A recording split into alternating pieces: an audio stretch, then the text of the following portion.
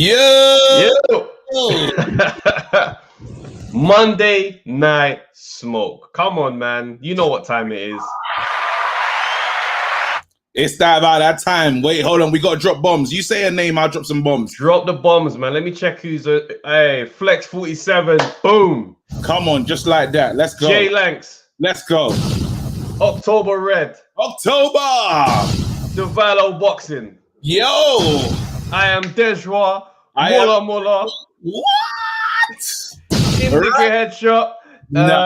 Ashley Williams, Bafor, Steady Snaps, Rajesh, LB. What's going on, guys? You lot get the shout outs. These are the early comments, so they get the early shout out. That's how we do it. I am the shit. Come on. Nah, hold on. Jack Scam said Travis 135 kg. Hold on, you trying to say I don't understand. Man is saying because they're bantamweight Trav. Obviously, bantamweight 135. Oh snap. Okay. He's not remember the weekend settings. That's crazy. Bantamweight Trav. Let me retweet this. Let me retweet and let the people know that we are here. We are live. You tweeted, Trav? Yeah, that's done. Of course you have. All right, cool. Let's know what we're talking about, bro. Guys, this weekend was a dope weekend in boxing. We're going to look back at some of the highlights over the weekend. I don't have all the highlights, unfortunately, but we've got the crazy ones. So we're setting the tone for what we're going to be talking about. Yeah. All right.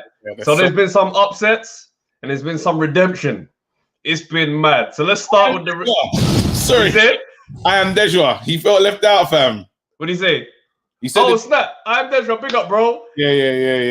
No, I did shout you out. I don't know why he feels disrespect, or maybe he's talking about disrespect about you still being known as 135. 135, yeah, maybe. I don't mind going down to that division. If I keep my power, I'm getting them all out of here, fam. Hey, get down to 135. I just have to get malaria to. Do I think I can do that? Yeah, only with illness, mad vomiting, fam. Just me to get to 135, bro. Mad vomiting the week of the fight. Pulling up to the fight looking like a ghost, bro. Oh my days. All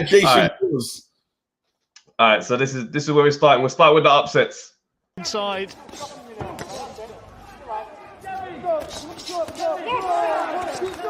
Good left hand inside there from Clark.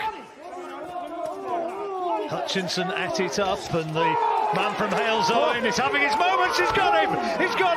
Right hand, left hand, and Willie Hutchinson goes down, and he's in all sorts of trouble here. Bob Williams taking a look at him. He stopped him. Huge.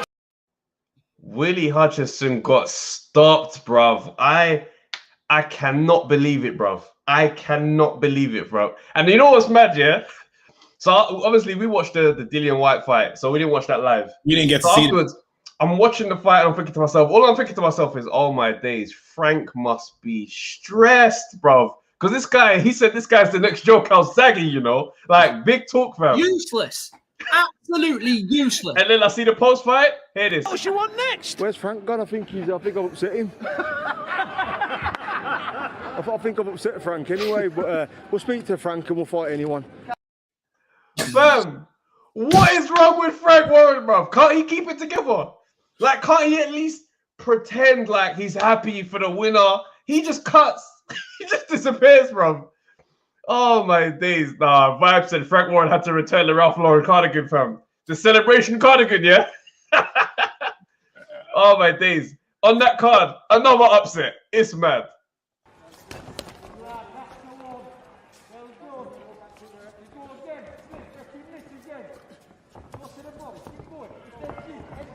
Ruzas not here to make up the numbers. No, he's having a bit of success there with that lead hook as well. He's having a bit of a go, isn't he? Yeah, he's quickening the feet up, getting into range. And yeah, he's deceiving as he was coming into the contest. I looked at him and I looked at the two, and it's the old cliche, never judge a book by its cover. And that certainly applies here, because there you go. Well, we talked about the possibility and that right hand, and he's got there, and he's not going to get up. Well, that is a disastrous introduction to the world of professional boxing. For the commentator to say that is a disastrous entrance into the professional world of boxing. This is right. Wait. And the best thing is, yeah, he looked like Stormzy. I'm looking at this.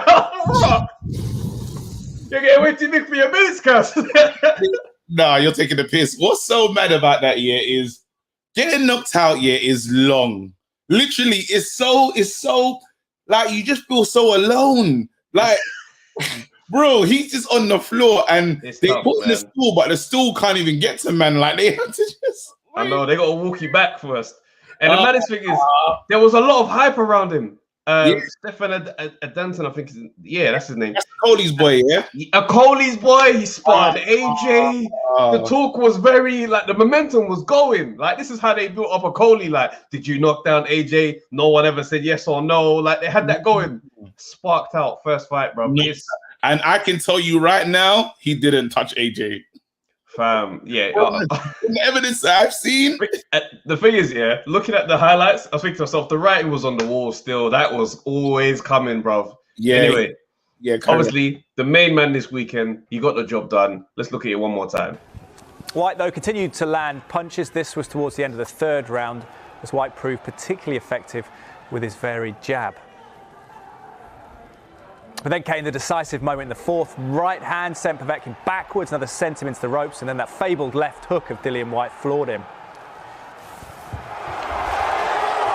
There's been a polished performance this from Dillian White, and it is over, and it is personal redemption as Dillian White gets it right this time around.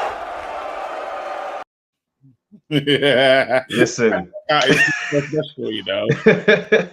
So it's mad. So today we're going to be talking about Dillian White and saying, where does he go from here, bruv? Where does he go from here? There's a lot of disrespect on Sunday night. I'm ready for those people. I'm ready for the people that are chatting rubbish. I'm re-energized. It was a 5-hour stream. So when it was 5 hours and 39 minutes. We were live the whole night. Shouts out to everyone that stayed with us from the beginning to the end, bruv. I was tired. I was too tired to really get into battle mode. I'm ready tonight. Yeah, get out of here, bro. You was ready, bro. I'm ready. Now I was tired, bro, but I'm ready. If anyone's talking reckless on Dylan's name, I'm ready to go. I'm sorry.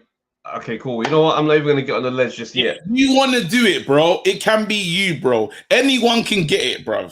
That's all I'm saying, bro. Listen. First round, let's take center of the stage. You don't. Okay, cool. I'm on it.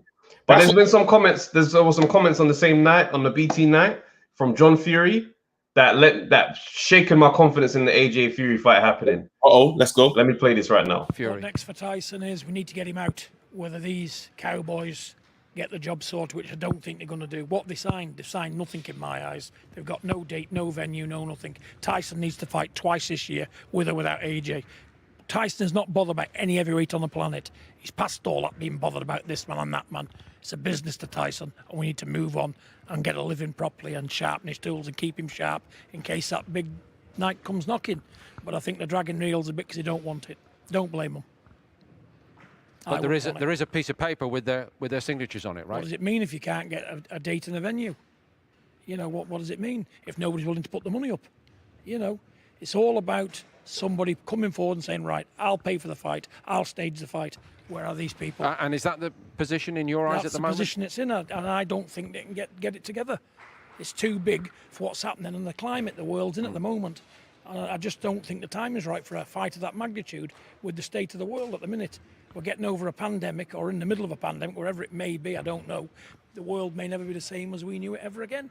I'm pretty sure it won't be. So they've got to make some major adjustments, and I don't think boxing is on the forefront of anybody's mind just at the minute, especially something that magnitude. But listen, if they want it, Tyson will fight him in a phone box, or fight him on a ship, fight him on the moon, Mars, anywhere. They've only got to sign that document, agree the terms, let's get it on. But more likely, John, in your opinion, that Tyson Fury will take a fight elsewhere in the interim. He has to. How has he been coping with this? You know, the heroic comeback from all the problems he had, even just to get his professional boxing career back on the road. But, you know, again, he is somebody that the wider public has looked at and admired for his courage in dealing with it, and then his openness in exposing the world to the issues that he's had. How is he now coping with the very long layoff? First of all, Tyson's had this right through his professional career. He's had ups and downs, he's had setbacks, he's had inactivity. It's nothing new to him. But he's not getting no younger, he's 33. And I do feel that his best years have been robbed off him in some form or another due to bad luck and the way things are, which no one can help. But a good fighter, no matter how good you are, you got to be boxing, you got to be under them lights and using what you've got, you know, keeping your tools sharp. And Tyson hasn't been doing that. You can spar in the gym as much as you want. You can look great in the gym. Willie Hutchinson proved it tonight. He's probably looked fabulous in the gym. They thought, right, we can't lose. But when it's for real, when the chips are down, you need to have done your job properly. And the only way Tyson can do his job properly is box and fight regular. And that's what we aim to do. But no, it's not bothered him. You know, he takes it all in his stride. Good. We expected all this to happen. You know, we've read it to the letter, what was going to happen, how the Earns is going to react. We're on them all the way. So we're just like a dog chasing a rabbit, really. We're just waiting to pick it up. And is that better than a egg in a...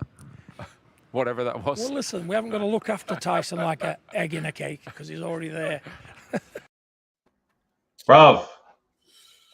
Listen, let's not... Them man want out. Oh.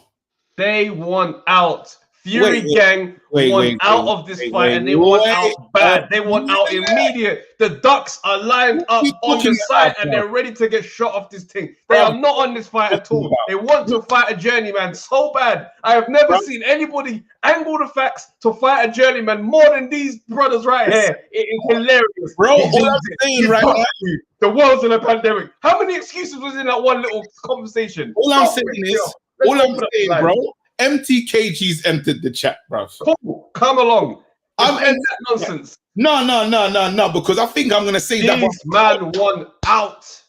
Listen, your boy is scared. Who's scared, bro? What Fury wants to go and fight anybody else in this world, fam. He would take the fight with you if them men could sanction it.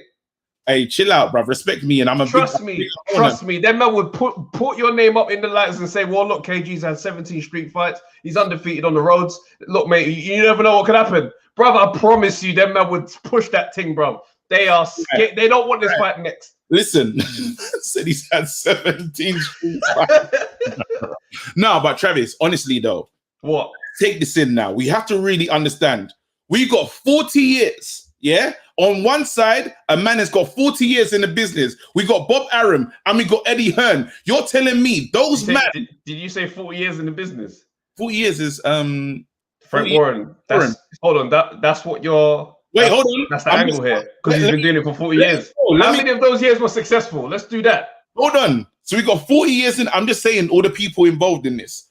40 years in the business from Frank Warren. Then we got Bob Arum. He's been here in the business longer than I've been alive, longer than we've all been alive. Combined age, he's still been here longer. Then you got Eddie Hearn. You're telling me those men cannot find a venue, fam? Is that what we're really saying? They can't.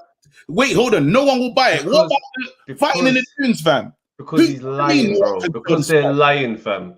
Who's lying? Because they're lying, bro. John Fury and that camp, they don't want the fight now. So they're going to say whatever it takes to get out of it, fam. You think Eddie Hearn can't patent something? Their brother just fought in Gibraltar, bro. The brother just fought in Gibraltar. Dillian White's face is on money. His face is on money right now. Eddie Hearn can make most things happen, fam. So I'm not buying that they can't. Huh? Eddie Hearn said he's frantically looking for a venue. Why are you frantically looking for one? Bro, what are the buy-links? If you think Eddie Hearn is going to let this slip through his fingers, you're bluffing, fam. The only way that happens is if them men over there are trying actively to work against it. So what about the Lincoln Dubai, fam? Because we went and fought in the dunes. We fought Ruiz in the dunes. Exactly. And we made a lot of money. Exactly. So it's pattern. Now, where are they?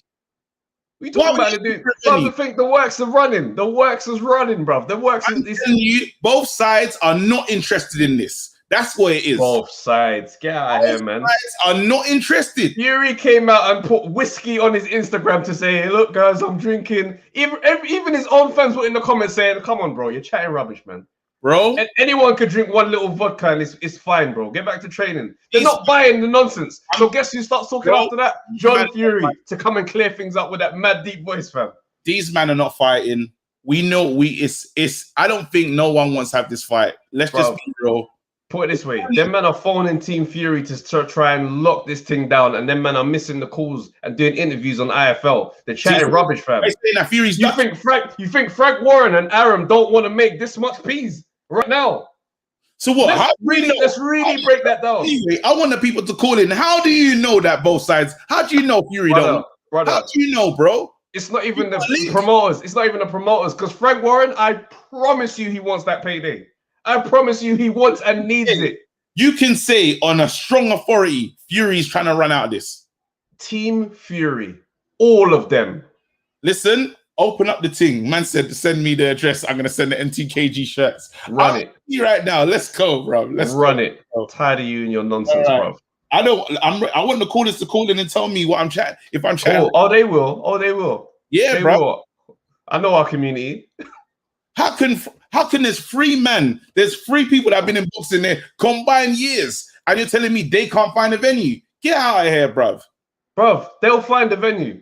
Because what Eddie Hearn will come out and say is those guys don't want it, and Eddie Hearn hasn't done that yet. Eddie Hearn ain't done that. Eddie Hearn's just getting busy. He's just working. These men are the ones talking so they can angle their way out, fam. Hit the link. Tell me I'm chatting rubbish. I'm ready tonight, bruv. Because we're not going to say stuff. We're not going to say stuff. We're not backing it up. Where are you not coming with this information? Nonsensical. Michael O, I'm ready, bruv. Bring it on. And wait, Travis. Actually, before people call in, because we've already put the thing there. Crawford made some comments today. Yeah, let's talk about that in the pod. Save that for the pod. Oh yeah, let's stay here. Yeah, we'll do that on the pod. Let's go. Let's go. Lines are open. Lines are open. I'm ready, bro. Team Fury don't want this. Listen, there's a lot to talk about. Box Watch, let us know what you're trying to talk about today. Welcome. Man, I'm upset, man. Why are you upset, bro? Talk to us. My boy got beat for no reason the other day, bro. Who? Oh, yeah, man. My boy got beat for no reason at all, bro. Chris Kongo, fam. It was a tough watch. He should never have lost that, boys. Bruv, let's be honest there, lads. What? Wait, so what do we do now, though? Because I was going to message you, then I thought, I don't even know how to start this message. So I started the chat, then I just stopped typing. So what do you mean? To who? I like to message Kongo. I tried to message I sent him a text still. I text him still. Listen, I'm not going to say nothing to him until I see him. I spoke to him and I said to him, do you know what? You know, get over it. We're not going to, you get me? We ain't stopping here. And all of that. I just gave him positive messages over the phone, over the WhatsApp and all of that. But once I speak to him, it's gonna be a different conversation. Can I ask you something then? What do you looking back at that fight? Because I haven't watched it back because I was actually depressed. Even it took me a while to get into the other festivities of the fight. Obviously, it took something back from Cheeseman. The Cheeseman fight had to lift man up a bit. To lift man. But Cheeseman went out there and done his job. Yeah, he gave us an entertaining fight. What was going on? What did you even in the beginning? Is there any point when you was looking at him like you don't look right now? Was there any moments when you was looking at him because we have to draw back and say to ourselves what went wrong that night? Yeah, you know what I feel. This is my opinion. Yeah, I could be totally wrong. Obviously, I'm not a pugilist. I've done a bit of amateur boxing and stuff. You know, I've been trained with you, bro. I trained with you one time. You trained, you know, I took you on the pads. You know, I took this thing. You know that I know what I'm talking about slightly in a sense. You know, and what I saw was a man that was way too tentative. All right, Chris Kongo is my boy. Right, he's my dog. Yeah, I used to train with his brother, his older brother, Elvis. Yeah, and his other brother, he's got another brother called Obed. Obed was a prospect, but that's another story. He fought with England, he fought with the British Bro, team. come on, man. We want the Congo stuff, fam. I appreciate the backstory, but let's give us the source. The Congo, right? The Congo, yeah. Right. What I saw in there was a man that was way too tentative. He went in there showing the guy way too much respect. He went in there the first round, and it was like he was sizing him up. I personally feel that if he had got right, the guy is a spoiler.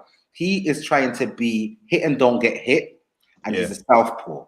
So with a southpaw, you need to establish your lead foot on the outside of his lead foot, right? That's how you get your jabs off. That's how you get to control a southpaw. Your lead foot needs to be on the outside of his lead foot. Now, with Chris Kongo training with Josh Kelly all day in, day out. Josh Taylor, day in, day out. I'm thinking, you've got this on the wraps. You're fighting a world-class. You are fighting with a world-class southpaw all the time. That's what you do. At the same time, Josh Taylor's approach is totally different from Michael Mckinson. Michael McKinson is standoffish. He don't want to really engage, and then he'll jump, launch in, and do quick stuff and get out.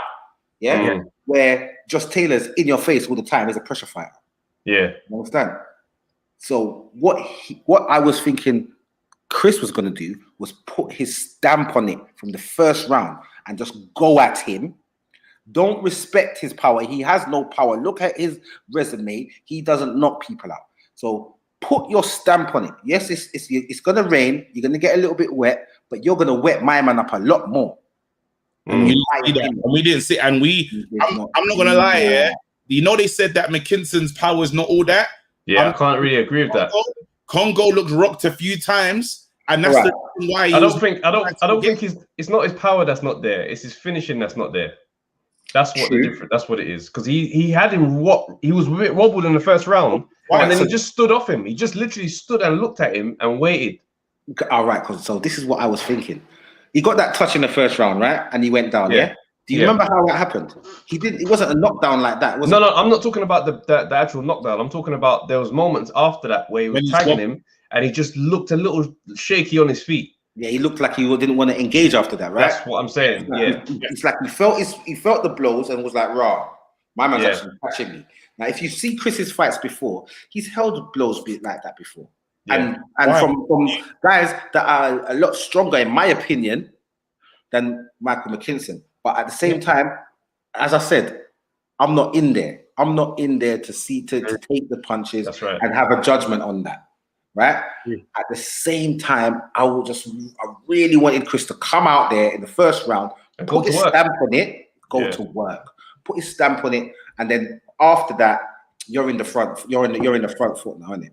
But he allowed, for me, from what I saw, it's like he was way too trying to work him out in the first round, and then he allowed him, Michael McKinson, to put his stamp on it. What do you say to this, Box Watch TV? Just letting people know who it is as well. What do you say to this line that he didn't kind of know where he was in terms of on the scorecard in the fight? Because it didn't look like, I don't think it was explained. Obviously, when we were doing the live, we didn't get to hear the in-fight or hear you must have heard the corner. What was going on in the corner? Was you getting the impression that they were telling him, pick up the speed, you're down? They weren't. There was no urgency coming from the corner. It seemed so laid back. See, now that's a whole different story in itself.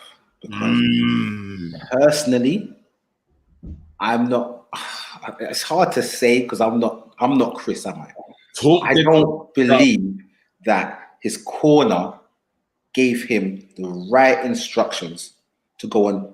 Then, okay, you've had a bad first round. We're going to put that behind us, and this is what you need to do. I weren't getting that from his corner. And remember, his corner was the corner for one of the most successful UK southpaws out there, James DeGale. Yeah. That's his corner. So you know how a southpaw fights. So obviously you should know how to negate that situation. And for me, he wasn't getting the instructions, from Jim McDonald that he's supposed to be getting.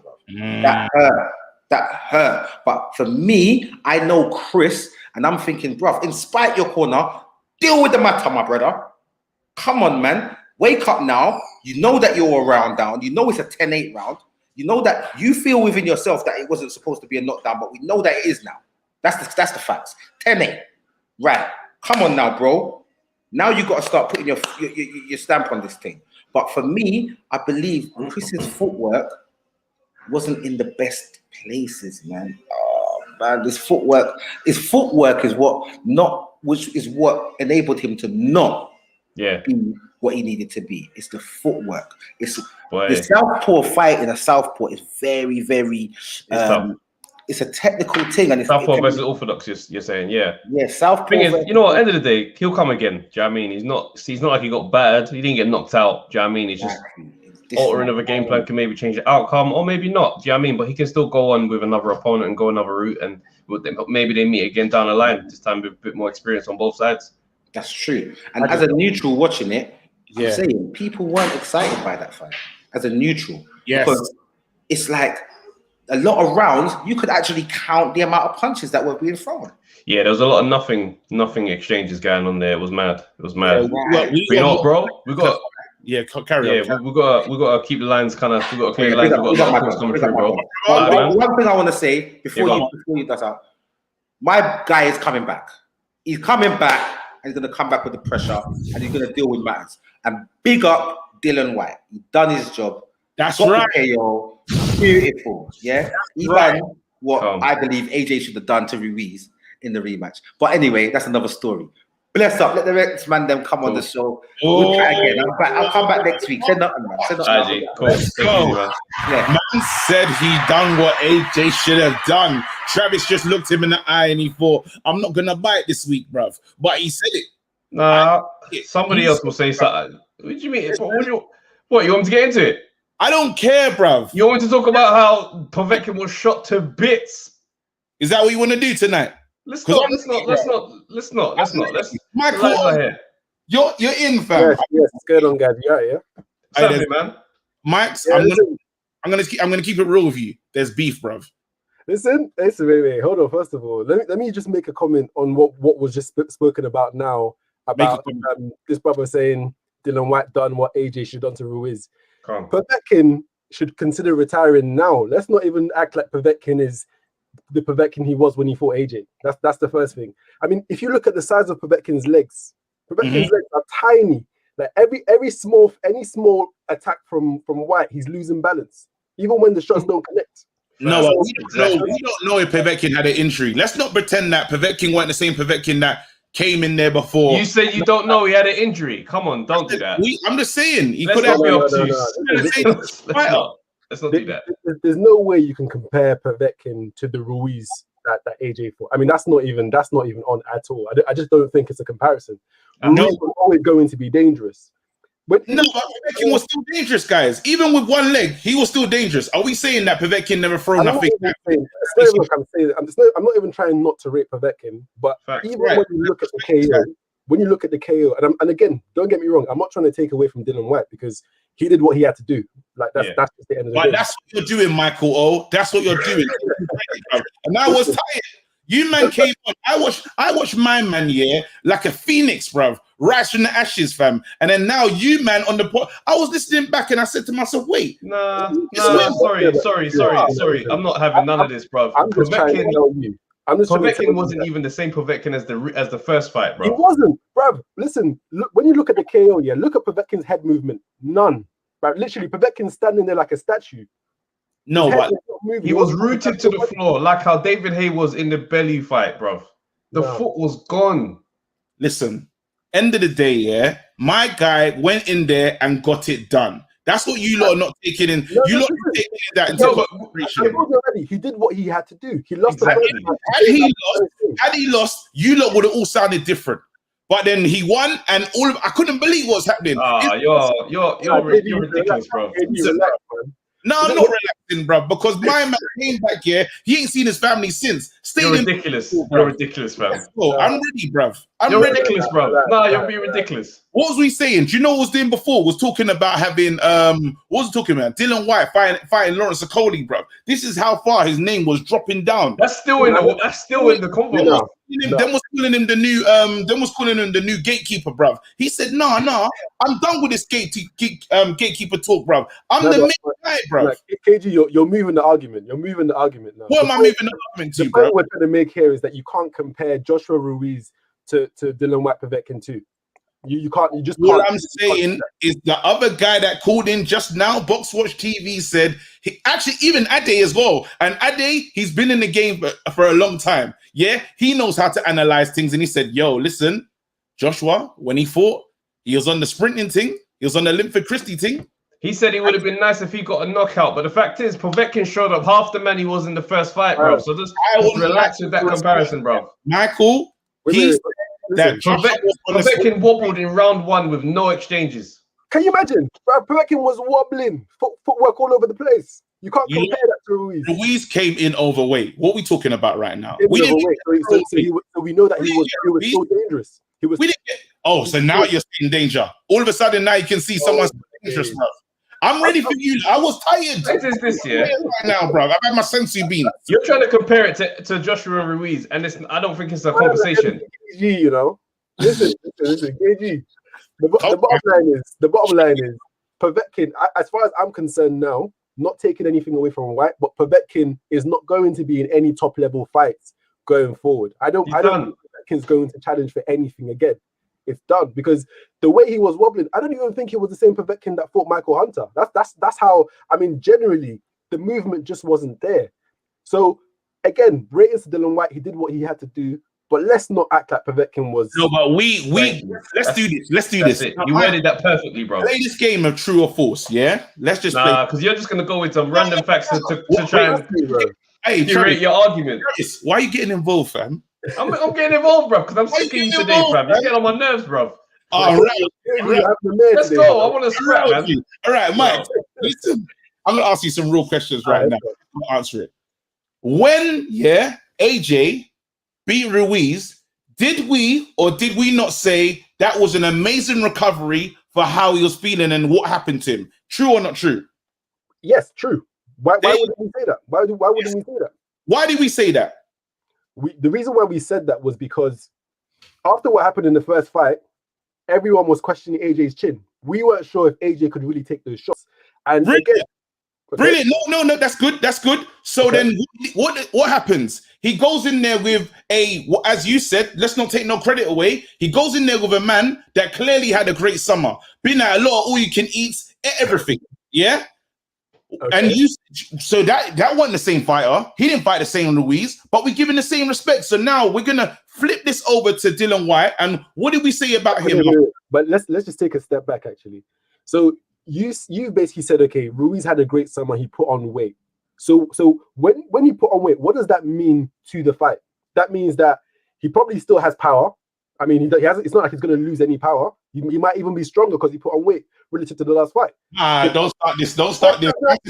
I'm just saying, his footwork is fine. So all we're saying, okay, he's less mobile. He was a big guy. He's bigger now. He's coming bigger than he was before. The main point, Michael, is both men fought men that weren't the same as what we saw before. That's the truth. You know how men are saying? All men are saying is that Povetkin. Sorry, let me just get. All men are saying is that Povetkin was far more deteriorated. It's not comparable at all, bruv. Ruiz couldn't move. Man couldn't even walk to the ring with gusto, fam. He walked like he wanted to just go back to sleep. Ruiz could not move. Michael, could Ruiz move? Could he get around the ring and do mad rounds? No, he couldn't. Povetkin is shot to bits, bro. Do you know what that means? It means everything is gone. Punch resistance gone. Foot speed's gone. Hand speed's gone. Everything is done, fam. See, after this fight, do my fighting right now. Let me KG. To understand the extent of the deterioration here, I'm saying I even think that Povetkin might retire after this. No one's talking about Ruiz retiring after the AJ fight. He just came in. He came in bigger. But we're talking about Povetkin, who has been in the game, a lot of mileage on the clock. He's a shadow of the fight he once was. That's a big difference to comparing him to a guy who came in heavier than the last fight. That's still a young man couldn't move and breathe, fam. I'm telling you right now. It's not the same. Get out of here. You do too much, fam. All I'm saying, hey, listen, Michael, you know what I'm saying is true, yeah? And he rubbish, bro. He came back. A lot of man was questioning Dillian, and they were saying it could be over for him. That's not, I didn't make this up. This was everyone's talk. Nobody was saying it was over for Dillian, fam. I mean, the thing is, don't get me wrong, there was pressure on Dillian because he really couldn't afford to lose. He couldn't afford to lose, but even the fact he couldn't afford to lose, he was still the favorite to win the fight. Because, again... Exactly, the odds, the booking odds for crying out loud. Yeah, come on, man. You lot are taking the liberty. The bookies don't mess around, bro. My man was the favorite even still for the KO. I won P's this weekend because of this. I didn't win much. I just won. It's not even like I can tell you the thing. It's nothing impressive. Because the odds weren't great. No, because we said maximum violence and the bookies backed us, fam. Nah, dead. If they believe you're gonna lose and that's it, you're not gonna be the favorite in the rematch. That's it.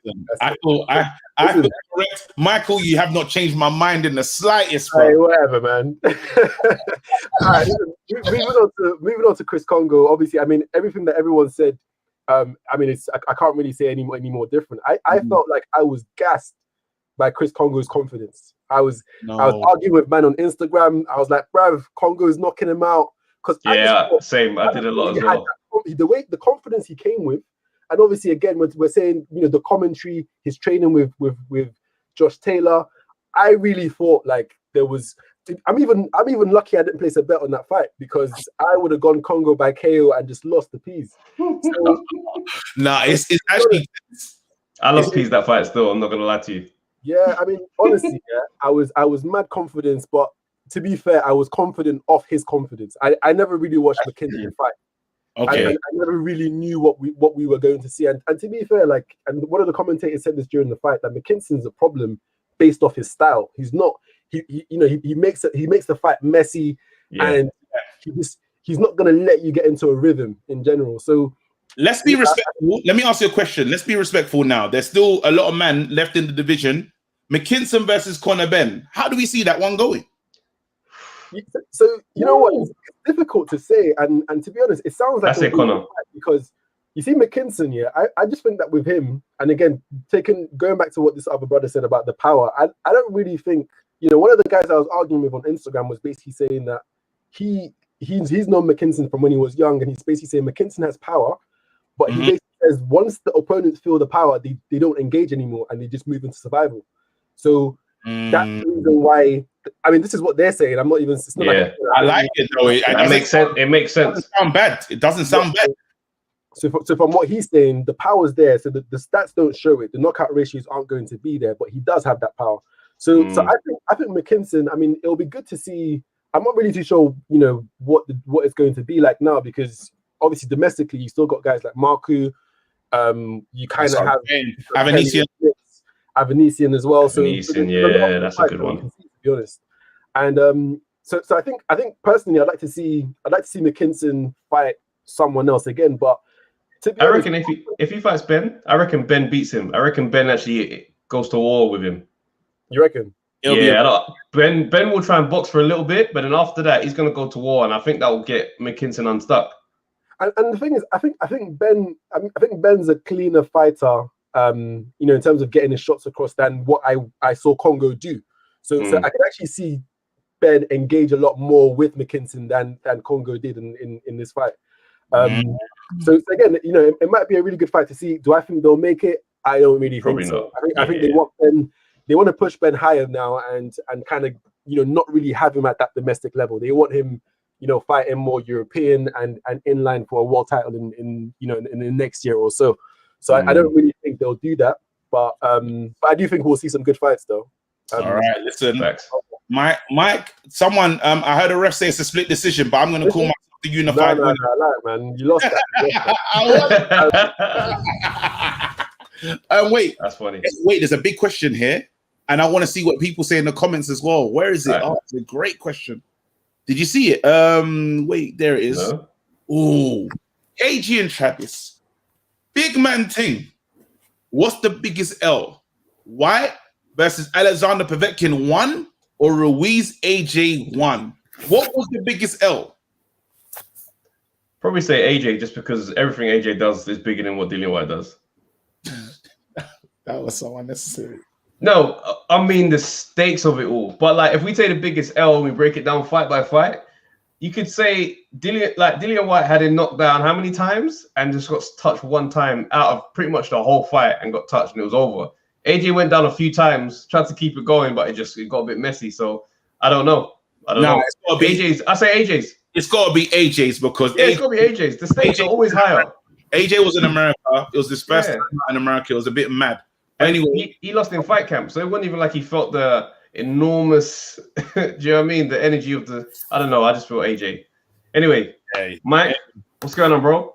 Yes, I'm good. Before we get into the smoke, just want to say big fan of the show. I've been listening for since the start. So it's sick to see you guys do your thing.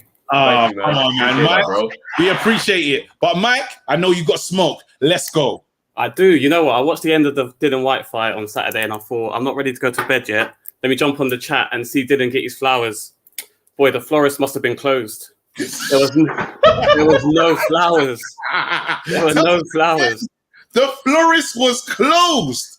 Bro, Oh my gosh. do your thing, because there's one man that you need to talk to, because I had the keys to try and open up the florist, and this man said we're shutting, fam. Talk to Travis. I didn't close the florist. I just tried to give. I tried to give the writing in the flowers was very clear. That's all I'm saying. You know what it is? It's a good thing that we spoke about AJ and White just then, because I was looking at the records, right?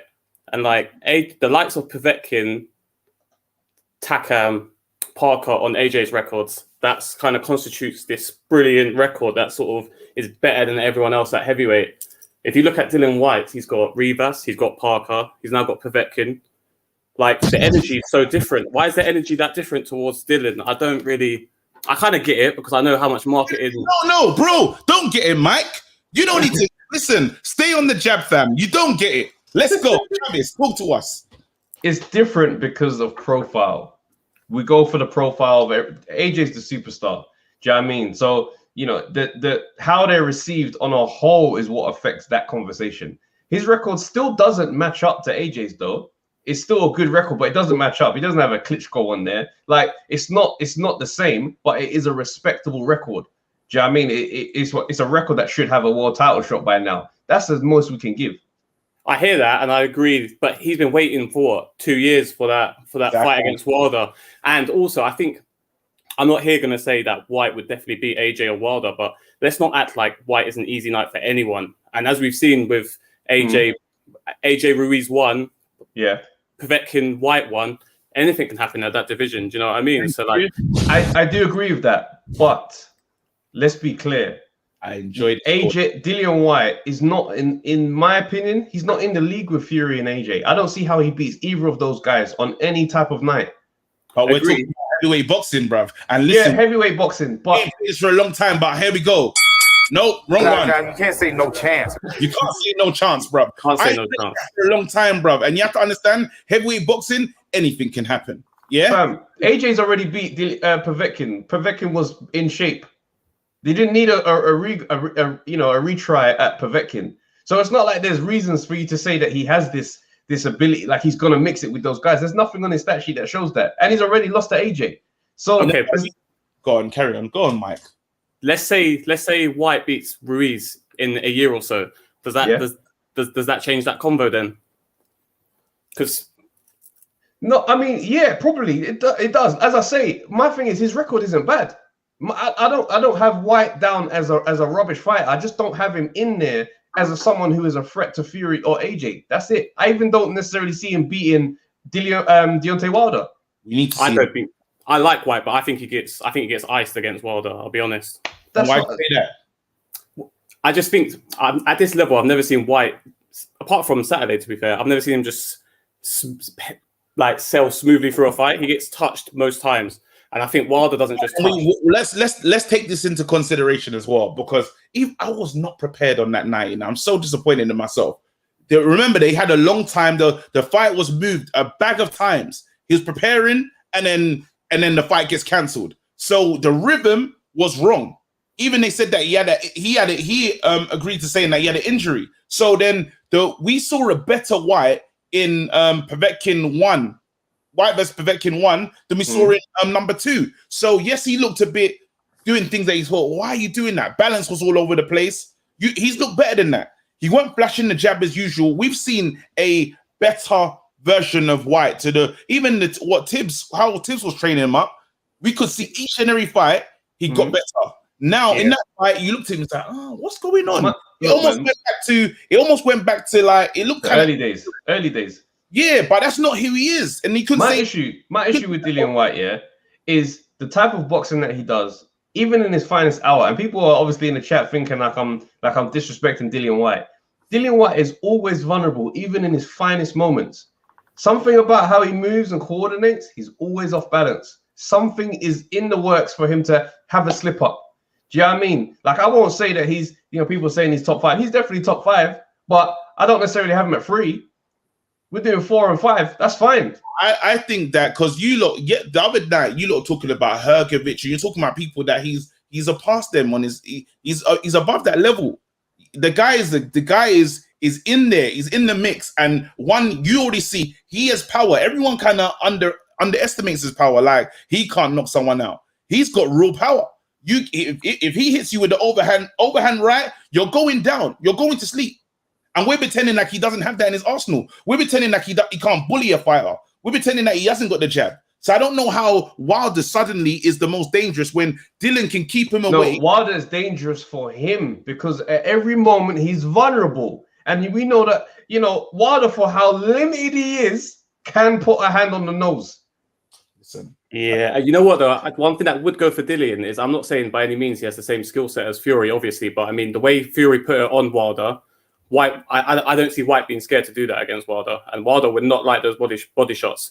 But saying that, I do think if Wilder catches him, which is very possible with White, it is game over. But to be honest with you, I would be just as excited for White Wilder as I am for Fury AJ. I know that sounds mad, but just in terms of entertainment value, I'm all over that.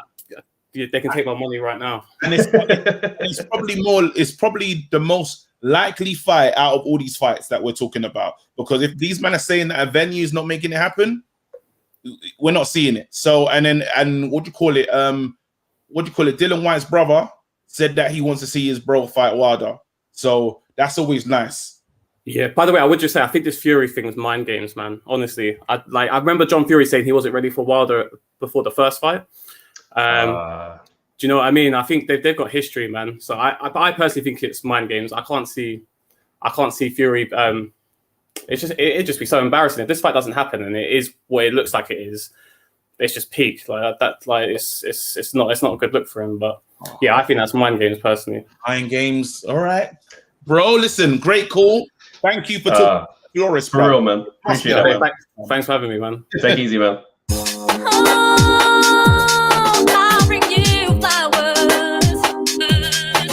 Hey, bruv, Skank, why are you moving like that?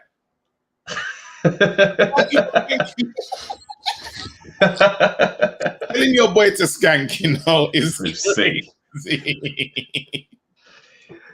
You don't owe me, fam. This is bad energy, you know. If I was doing this for AJ, you would be furious. Bro, you're kind of like I'm not backing up what I'm saying. Everything I'm saying, I can explain. I'm not out here just chatting crap. Listen, I'm just saying right now, yeah, I've had enough. Of what? Of what? Talk to me. What's your problem? I've had enough of your foolishness, bruv. Shut up about foolishness, bruv. That's what I'm going to call it, bruv, because I don't think the people, even the comments, I couldn't believe it. Literally, I had enough You're time. kind of like I haven't given him respect for winning. Cool, you came back and avenged the loss. I'm not going to pretend like I'm not seeing what I'm seeing. When I saw Tony Bellew beat David Hay in the rematch, what did I say? I said, the guy's gone, fam. You talking about Hay, bruv? The guy's gone. No, because it's a comparable situation. Because it's an injury that was blatantly visible. And none of them are trying to celebrate like, yeah, look, I just beat David Hay, one of the best cruiserweights of all time. No, you didn't. You beat a show of the man.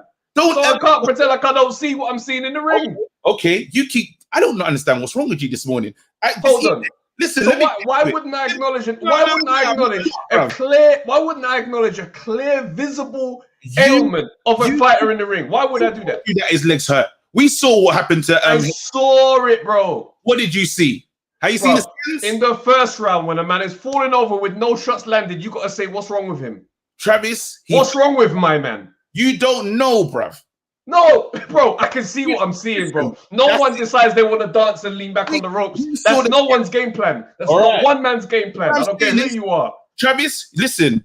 Hey, get over it. He lost to Belly twice. No, you're being ridiculous. That's not why I'm bringing him up, fam. I'm bringing him up because when he walked in with that big old back brace and then massive shorts, we said, what's wrong with Hay tonight? Then he couldn't move to his right. We say, okay, nothing is recovered. Nothing is healed. He's still injured. Travis, what? Get over it. Hay is finished. You're ridiculous. You're ridiculous. Povetkin was 41 and he's coming with an injury. It's expected, fam. The body's crumbling. He just had COVID. Why would he be 100%? That's not Dillian White's fault, though. I'm not blaming Dillian White. I am just saying, congrats to Dillian, but let's not pretend that my man was 100%. And let me ask you this, and answer this question. Answer this correctly. Was Povetkin still dangerous at any point in that fight? Bro, being dangerous for a shot fighter. Dangerous for a shot fighter. Absolutely. Don't preface it and do all this other stuff. Was dangerous for a shot fighter? And what do you call it? And Ruiz was dangerous for an overweight fighter. Yes, he was. He's not shot. Do you know what shot means? Do you know what shot is? Explain shot. Explain when a fighter is shot, what that is. Let me hear your understanding of it. Because clearly, what you're saying makes no sense in this conversation right now. You know what I'm saying is making sense. You don't need to put some respect on overcoming, bro. They said the uppercut. I said he's got credit. I've given him his credit. What is wrong with you? What's wrong with you, fam? How am I not giving him credit? Here's a question for you. Captain Al Pachinko says it straight. Would Dillian White have beaten the Klitschko that AJ fought? What's that? Would Dillian White have beaten the Klitschko that AJ fought? Yes, he would. What's to say he can't? It's going, man. Me and you. All right. You know what? The line needs to be open, man. The line needs to be open because this convo goes nowhere. This convo goes nowhere. There's nothing that you've seen that says he could beat Klitschko. Bigger man, longer jab. How's he going to get that done? And he's not stupid. Klitschko's a star. Get out of here, man. Open the lines, man. Chatting to you for clown. Damn. Yeah, that's right. What? What did he do? What did he do? What's happening, Andrew? Hey, Andrew Slim. You know what? Yeah, I don't know how to get a pod tonight. It's a political conversation because more time, yeah, I'm fully behind what Chavez says and stuff, yeah. Because let's say, cool, I was there for the full 5 hours, whatever. I was expecting you, man, to give Dillian White his true flowers for doing what he's done. But what I'm trying to say is, cool, I understand the fact that that's a shot fighter that he has fought. Get it? But then what my thing is, yeah. What you need to do is you need to compare, not even compare, you need to include all of the shit that Dillian White has done previous to this fight. Like the fighters that he has fought, there's a man over somewhere, MTKKG, that has not fought the level of fighters that flipping White has fought, but then still we're putting him 1 or 2. Why? But wait, like when you look at AJ, you talking about Fury? Yeah, I'm talking about that pie-eating gas master. Yeah, I'm talking about that guy. Okay, KG, you might have to step in and defend this one still, because I know that's your boy. What? It's a big picture for me. It's a massive picture because when you look at AJ, we put AJ up there because of the guys that AJ has fought, his record and all of that. Yeah. So when you look at White, he has gone out and he has fought difficult fights. So for me, he does deserve at least to put him in the ring. How long has he been mandatory for? He deserves a shot. No matter how you can say he doesn't look up to the levels of AJ or Fury, he still deserves to climb in that ring and have that out. I agree. Be it whatever. And that for me is what you lot aren't doing. Everything's a comparison to No, because I'm looking at. Wait, hold on. I'm in there right now. Go on, do your thing. Yeah, don't Andrew say you because I'm backing it right now. You're in that battle for me because you're MTKG for me. You're like you're Fury's guy for me. So I have no respect for you right now. I'm coming to get onto you next anyway. I'm coming to get onto you next. But like, yeah, Chavez. For me, it's just that understanding. Cool. So I've got Dillian White's record in front of me right now. Yeah. So let's look at the names that people are saying. Okay, we've got Povetkin on there. Marius Wack was just before. I'm not going to include him as a big name. Oscar Rivas. Not really. Oscar Rivas. I'll put him on there. Is Oscar Rivas a big name? I don't really know. But that was a good fight. It was a good fight more so than he's a big name. You have to have dog to fight that guy. Cool. It's not. Yeah, Chisora. Yeah, is that a big name? He's the gatekeeper at the division. Joseph Parker, big name. I respect it. Lucas Brown, I'm not respecting that. Hellenius, not respecting that. Other names, not respecting those. Obviously, he's got AJ on there, but that was a loss. Dave Allen. There's not really that many crazy names on there. There's more names than a Fury. There's more names than Of course, absolutely. But what I'm saying, I'm not going to put his record in the same convo that when I'm talking about AJ's record. No, but then once you can put Fury up in that conversation, you must also put Wild. Oh, you must then- also then- put White into that conversation. Then angle that back. Angle that back to KG because I don't have. Yeah, KG. I'm gonna get him. I'm gonna get him. I'm gonna get Cool. him. I'm gonna get him. Cool. But then I just want you to understand that still. Like, No, understand at least this, yeah. White deserves that. He deserves that. Yes. As much as I can say he didn't look great, he moves awkwardly. There's weaknesses to his game. I at least need to see him in a ring between AJ or flipping Fury. He deserves a shot. That's all I'm saying. 100%. Now listen to this, yeah. Travis, Now you, no. Like you can't actually be sitting here and telling me that flipping AJ doesn't want this fight.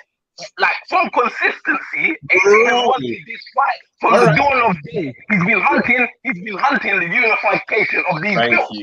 Okay, No, I'm ready to mute him because I've got mad powers, bro. No, don't mute him. Don't mute him, bro. Don't mute him. I've got to have my say. Actually, let me bring him back and let me, bro. No, I hate so fam. Let me talk. Let me finish it at least. Let me just at least finish it. Now, consistently, you need to look at consistency. So AJ has been consistently hunting these belts, and he's not been shying away from it whatsoever. Now you look at Fury.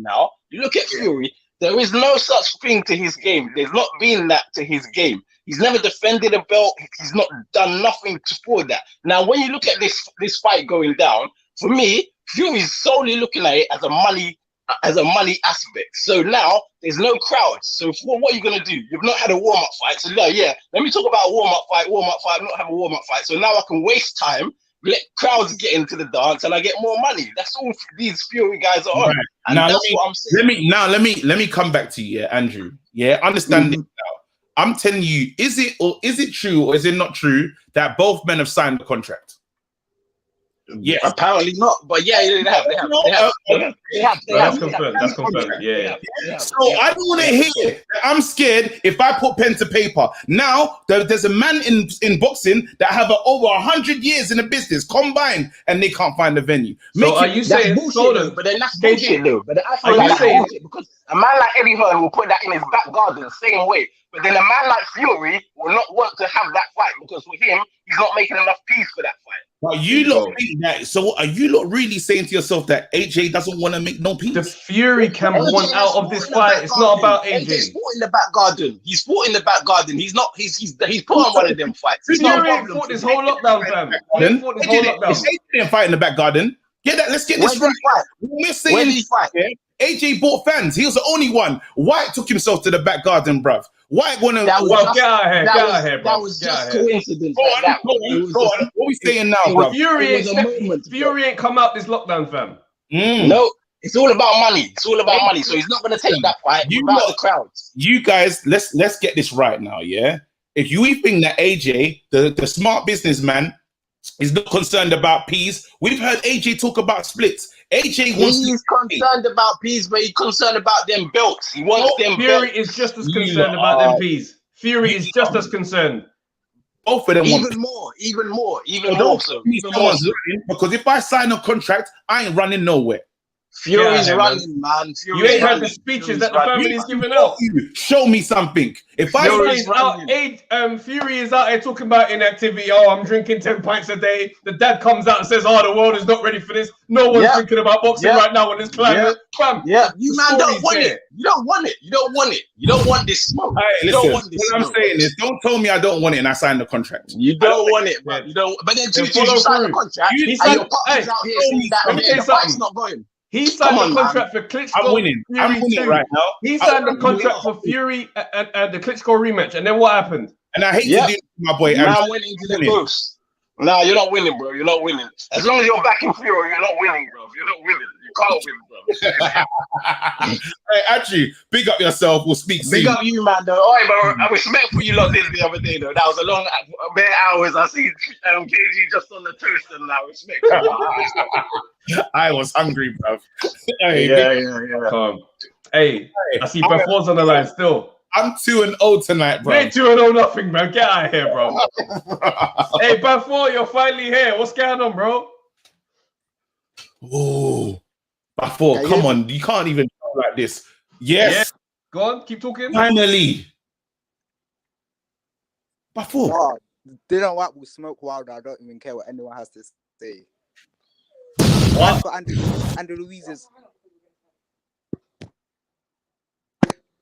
They said, you know what the babe says? Nah, listen, I'm not sure about that opinion. Ruiz can't beat Dillian White. He's too late. Nah, bro, you need more reasoning than that, fam. These little statements here, break it down. How does that look then? Let's hear it. Before you're more stronger in the chat, you know. I need to see something from you, fam. What's it called? What's going on? Wait, let me his own trainer said he doesn't go take a knee. 1 second. He doesn't like. Let me mute you. Let me take a knee, bruv. Because I just need to get you ready. I need to talk to you. This is why I want it from Kongo's corner. But when I see you in sparring in the chat, you're better than this, bruv. Yeah. Show us that you're this man. Let's go.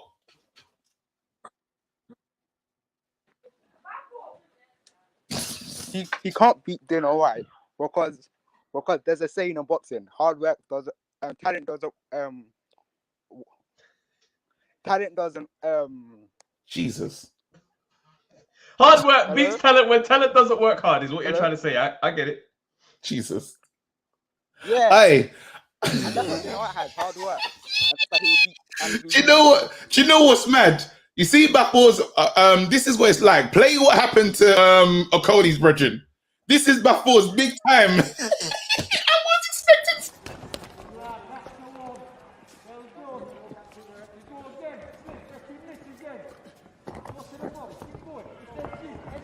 Ruzas not here to make up the numbers. No, he's having a bit of success there with that lead hook as well. He's having a bit of a go, isn't he? Yeah, he's quickening the feet up, getting into range. And yeah, he's deceiving as he was coming into the contest. I looked at him and I looked at the two, and it's the old cliche: never judge a book by its cover. And that certainly applies here because there you go. Well, we talked about the possibility and that right hand, and he's got there, and he's not going to get up. He's not going to get up. Well, that is a disastrous introduction to the world of professional boxing. That is a disastrous entrance into the world of Monday Night Smoke. Get him out here!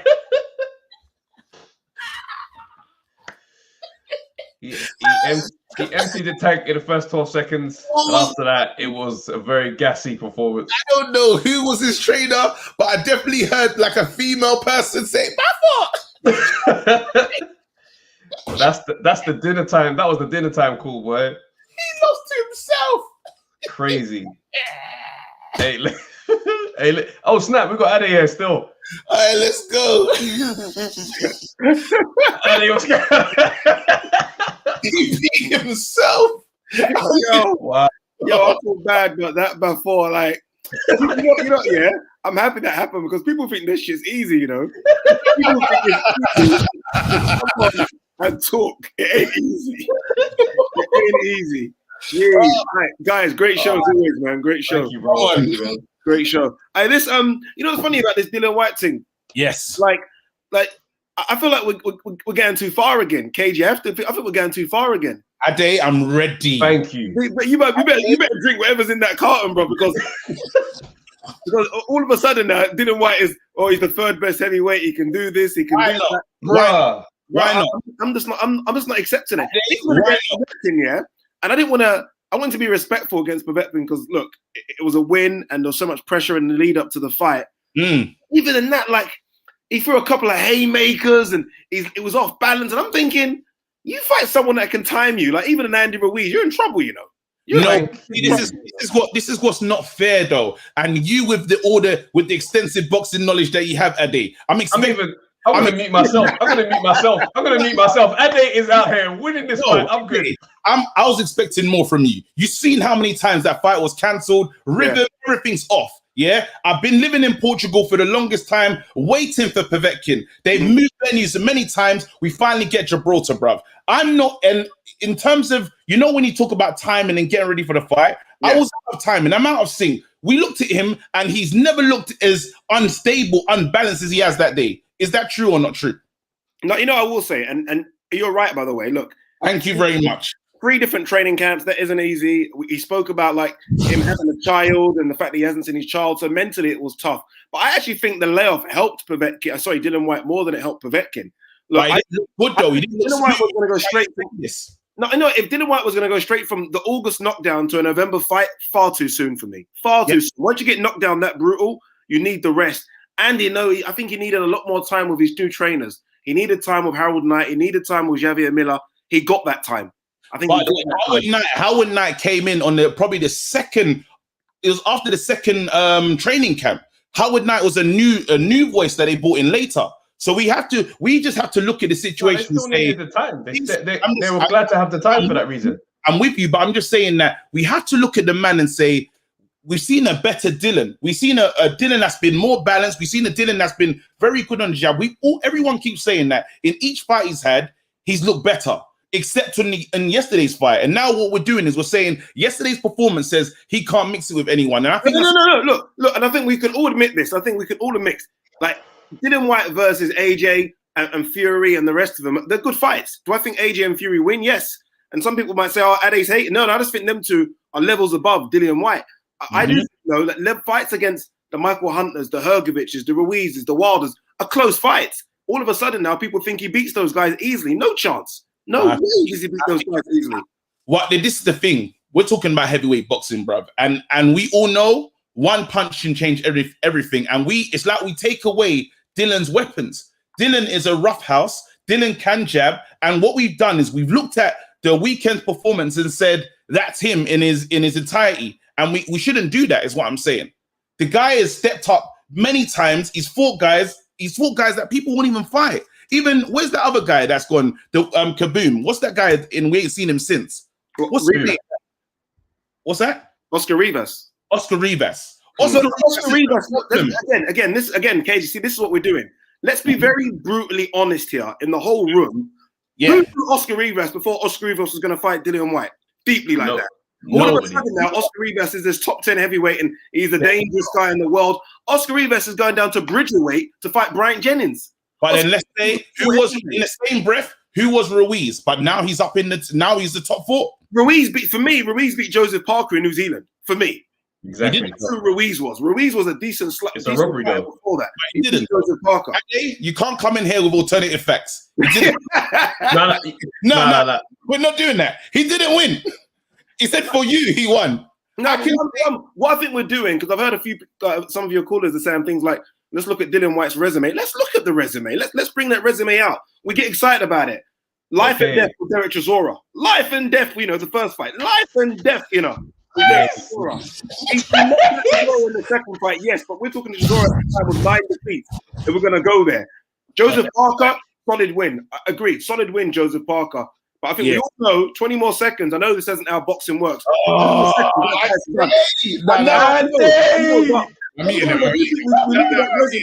eating that nonsense. Drop a bomb for the facts. Drop a bomb for the facts. No, with the extensive boxing knowledge that this man has.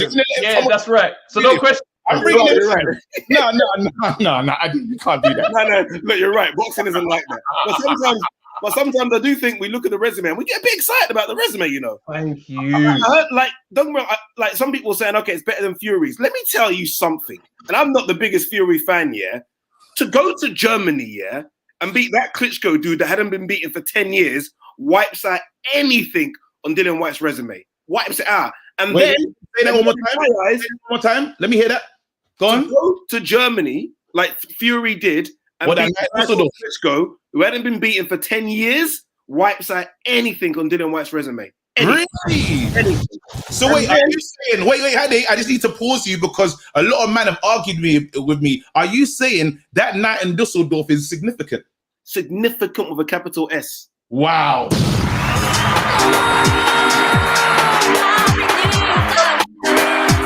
You're feeling like you won something. and then let's be honest as well. Let's be honest about this. For him to go and beat Wilder, for me, twice. So when people say, okay, Dillian Whyte's resume because of the body of work is better than Tyson Fury's, you must be crazy. There's no way. I mean, who really had Fury beating Wilder the first time round? Man got up off the canvas like it was the Undertaker. And then the second time round, man decided to box defensively. Come on. Andrew Slim. Why you put the Andrew Slim thing up for? Wait, hold on. Right now, I didn't understand right now. You are doing well, but people have become very angry with you. No, not people, bro. A select few and you. That's it, bro. No, I'm fine. Keep going, Ade. Keep going, fam. I'm proud of this moment. You know what it is? Look, I'm a massive AJ fan. To the point, I'm a bit of an AJ fanboy. But sometimes you got to say what you see.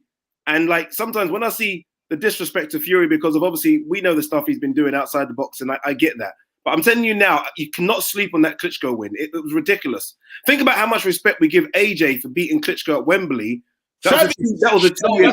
No, the reason. Okay, cool. So I'm glad you mentioned this, yeah, because my thing is when I mentioned AJ and Klitschko in his fight and how he won by KO, is that people act like Klitschko was some shot finish fighter, 18 months out the ring and all that stuff. They had a fight scheduled for October 26, 2016. Klitschko was ready to go. Fury pulled out. Agreed. The next fight cycle, next April, straight after that, he was in the ring with AJ. So this 18 months out the ring, he had a full training camp, then another training camp. He was I agree, by the way. Like, I've always said that for me, Fury never has like back-to-back tough fights. Fury will fight an A-level guy, then he'll drop down to a Tom Schwartz or an Otto Volume, then fight another A-level guy. That's Fury. I get that. But I mean, we can't sleep on those two Wilder performances and the Klitschko performance. I see Andrew Slim says that was a complacent Klitschko in Dusseldorf. I'm not having that kind of stuff. Come on, it wasn't a good performance from Klitschko, but Fury got the job done. Yeah. Wait, hold on. Ade, I just want to say this right now. Yeah, I love your show. You know, your show better than my show. Wow. Wait, I've never seen Travis this quiet in my life. He keeps on. No. He got you the hell out of here wonderfully. So now, my fight, bruv. I'm 3-0, bruv. I'm saying, I'm looking at you. Wait, hold on. Where have I gone? I'm 3-0 right now. Yeah, I'm looking at you. We've had many arguments for that night in Dusseldorf, and you're because I don't see how a points victory where a man's average 8. The reason why you have to, I give the mad respect to the Dusseldorf night is simply because going to Germany, cool. I rate it. Like went over there, no entourage. It was him and Hennessy in the ring on his own in a crowd of Klitschko entourage. It was crazy dynamics. Travis. But what I'm saying is with AJ, bruv, he fought a man that was taking a defeat and wanted to redeem himself before he called it a day, bro. That last fire in that tank, that's not a shot fighter. So knocking him out is a greater achievement than a points win in my book. Listen, now you're giving it respect. Me and Ade have forced you to give that night in Dusseldorf respect, bro, because you weren't talking like this before. I've been. Travis, you got to admit though. Don't be wrong. Look, AJ's win was fantastic. That Wembley performance, a madness to get off the canvas. But to go to someone's, look, he's not from Germany, but basically someone's backyard where he fights and beat a man that hasn't been beaten for 10 years. You know what kind of confidence that man has. I hear what you're saying. I hear what you're saying. Going to Anfield a couple of seasons ago where you couldn't win. It was like that. I hear what you're saying. But where is Fury's base for traveling to be such a massive thing for Fury? That's a good shout. That's a good shout because even when he does fight in Manchester, this man fights in front of a man and his dog. But nonetheless, we know fighters do not like traveling. No, because James DeGale, Road Warrior, ain't never had no hometown moments. So some man, that's your thing. That's what you do. But you ain't got no home base. Where's Fury's homecoming? Where is him coming down and everybody in the arena is here for Fury and man walks in and says, yeah. He's back. He's the champ. Never happened. Yeah, no, you're right. You finished me there, Travis. I can't lie to you. Wait, no, Ade. What's my accolades? Ring the bell. Ring the bell for Travis. Ring the bell for Travis. No. Travis even puts it.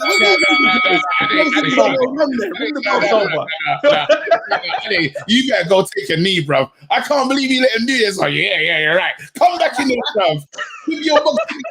With your extensive boxing knowledge, bro.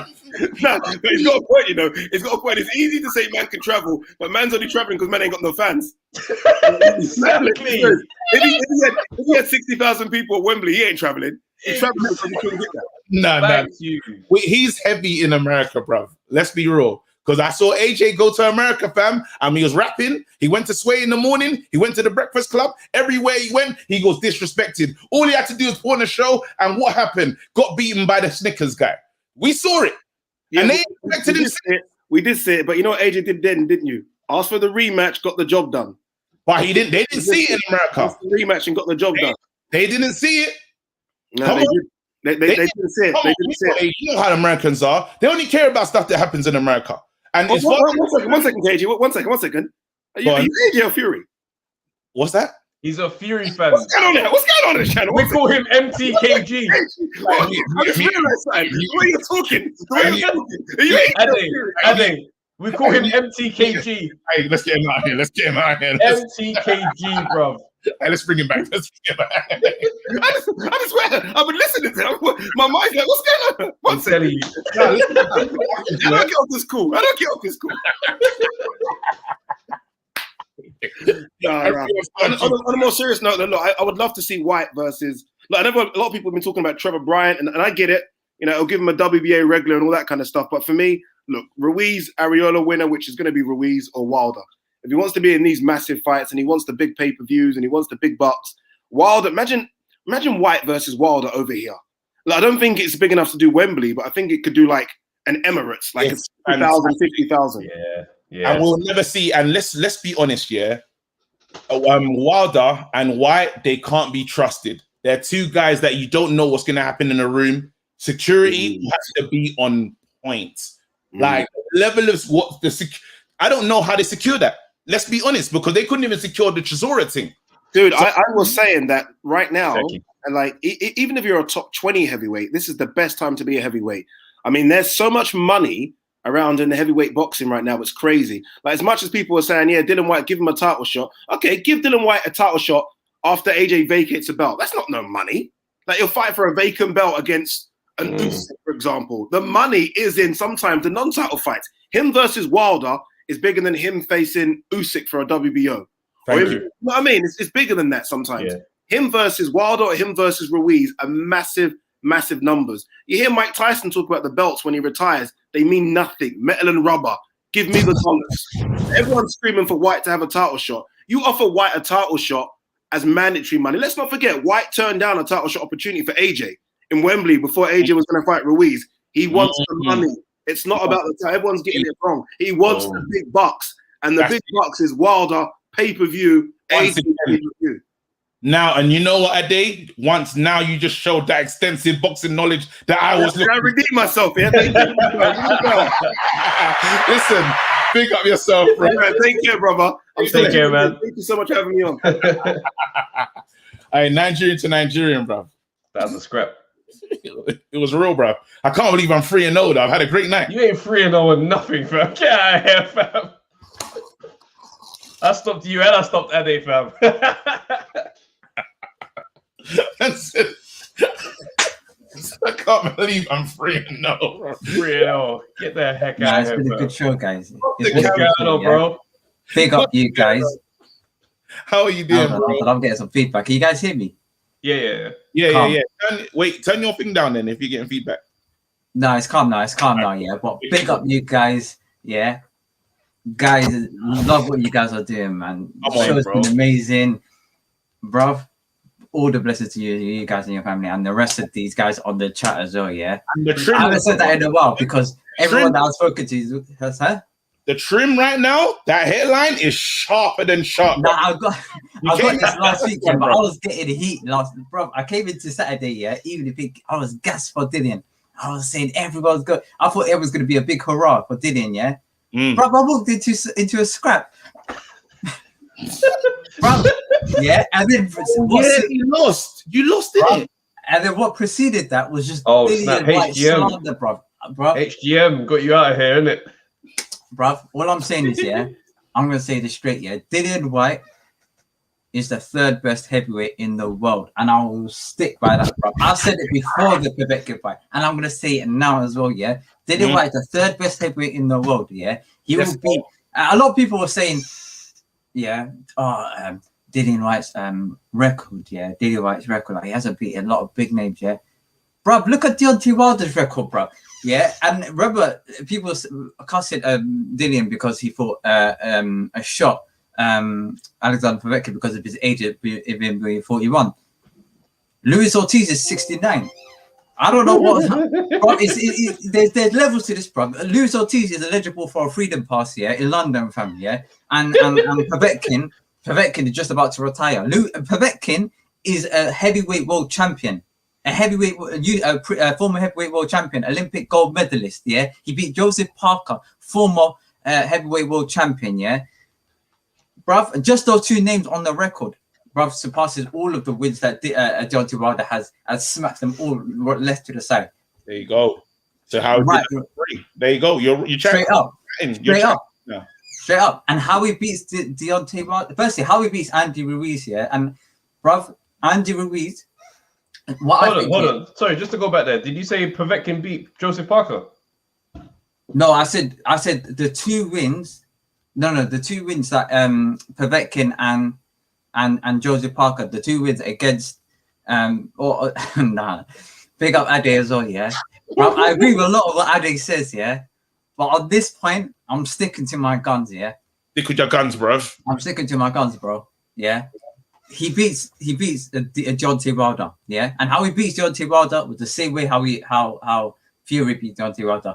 Applying pressure and smacking him up, yeah, causing maximum violence, yeah, hitting him to the body and that left hook. The same left hook that Fury smacked him with is the same. Bro, Dillian White's left hook is a lullaby left hook, yeah. It puts him to sleep, yeah.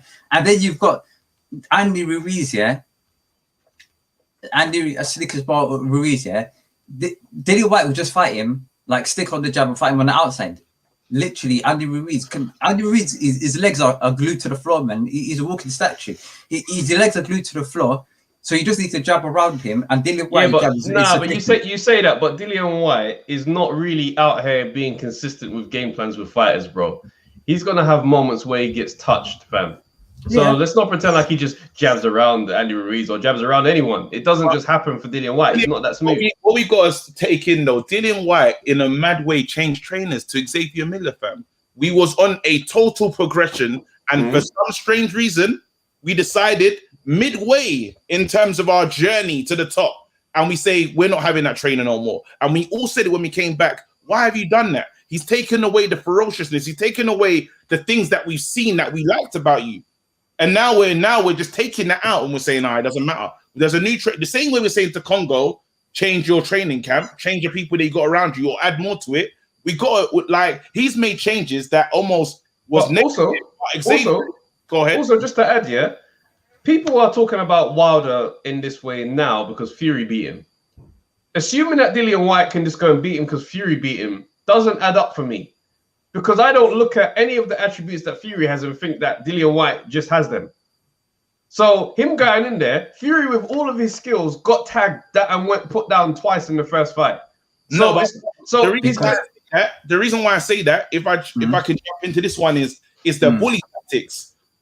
Fury changed, and Fury bullied him. He didn't just outbox him. Do you think Dillian White is big enough to bully him like how Fury did? Bear in mind, Fury was 6'9" and 270 going into that fight. That height is a very important thing. But Travis, with Deontay Wilder, yeah, he could be 7'9", yeah. He's still 205 pounds. And Dillian White, you're missing what I'm saying. No, you're missing what I'm saying, because obviously I don't rate Deontay Wilder's his skill set. No, but he's 6'7", and he knows how to do the long distance, and he knows how to throw a right hand. So he's got height on his side. That means Dillian White is going to have to put pressure and be on the front foot. It means he can run onto something stupid. And it's more likely to happen with someone like Dillian White in any opponent, let alone someone who's got a cannon on his hand. His trainer said. He said he don't jab for nothing. I didn't say that. That's what his trainer says. He said he don't jab. Dillian has got a jab. Dylan's got a jab. Deontay Wilder, yeah. A lot of his wins have come from him on applying himself on the front foot. The way he Luis Ortiz, he was on the back foot for most of the fight. The only thing he won is that he came forward and then hit it with a good jab. He can't do an uppercut. Wilder's wins come on the counter, bruv. Look at Brazil. Most of his KOs are like that. Talking about Brazil. Brazil's better than Hellenius. I'm talking about the KOs, the shots. So men who are more likely to get tagged by that shot. That's what I'm saying. So Wilder's going to be on the back foot. So pressure him all you want. If you're going to pressure Wilder, you need to be very complete with your assets so that you don't make no dumb mistakes. So is White the one that we're saying that is likely to put pressure and not make mistakes? You're saying that. Travis, go back to the beginning of this pod, and I've said it for the longest time. I you men are smoking batteries, bro, because you men are on some next up tonight, bro. No, yeah. I'm not gonna lie. You're gonna like Wilder wouldn't put man to sleep. I'm sorry, I'm not buying it. I'm not Wilder even hearing it. Wilder could put Dillian White to sleep. No doubt about it. It's possible, yeah. I'm not saying it's not possible. That fight is a flip of a coin, bro. You men are going like you're coming a bully, man. No way. Coin, bro. I'm saying, yeah. Flip of a coin. It's not flipping a coin. I would say it's, for me, Dillian White, I see him as a favorite. He'll walk into the fight. Deontay Wilder, yeah.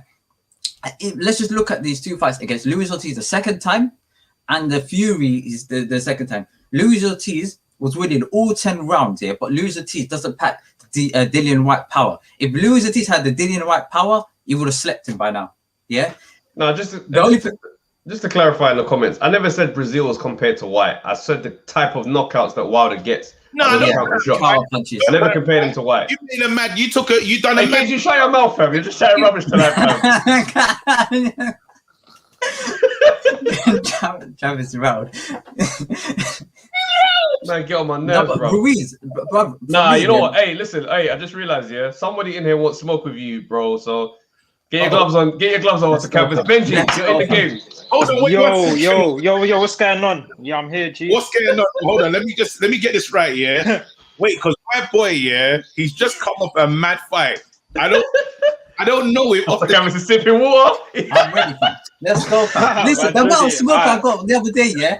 Fighter, let me talk to my 1 second, Benji. Hold on, let me talk to my we gotta do the announcements.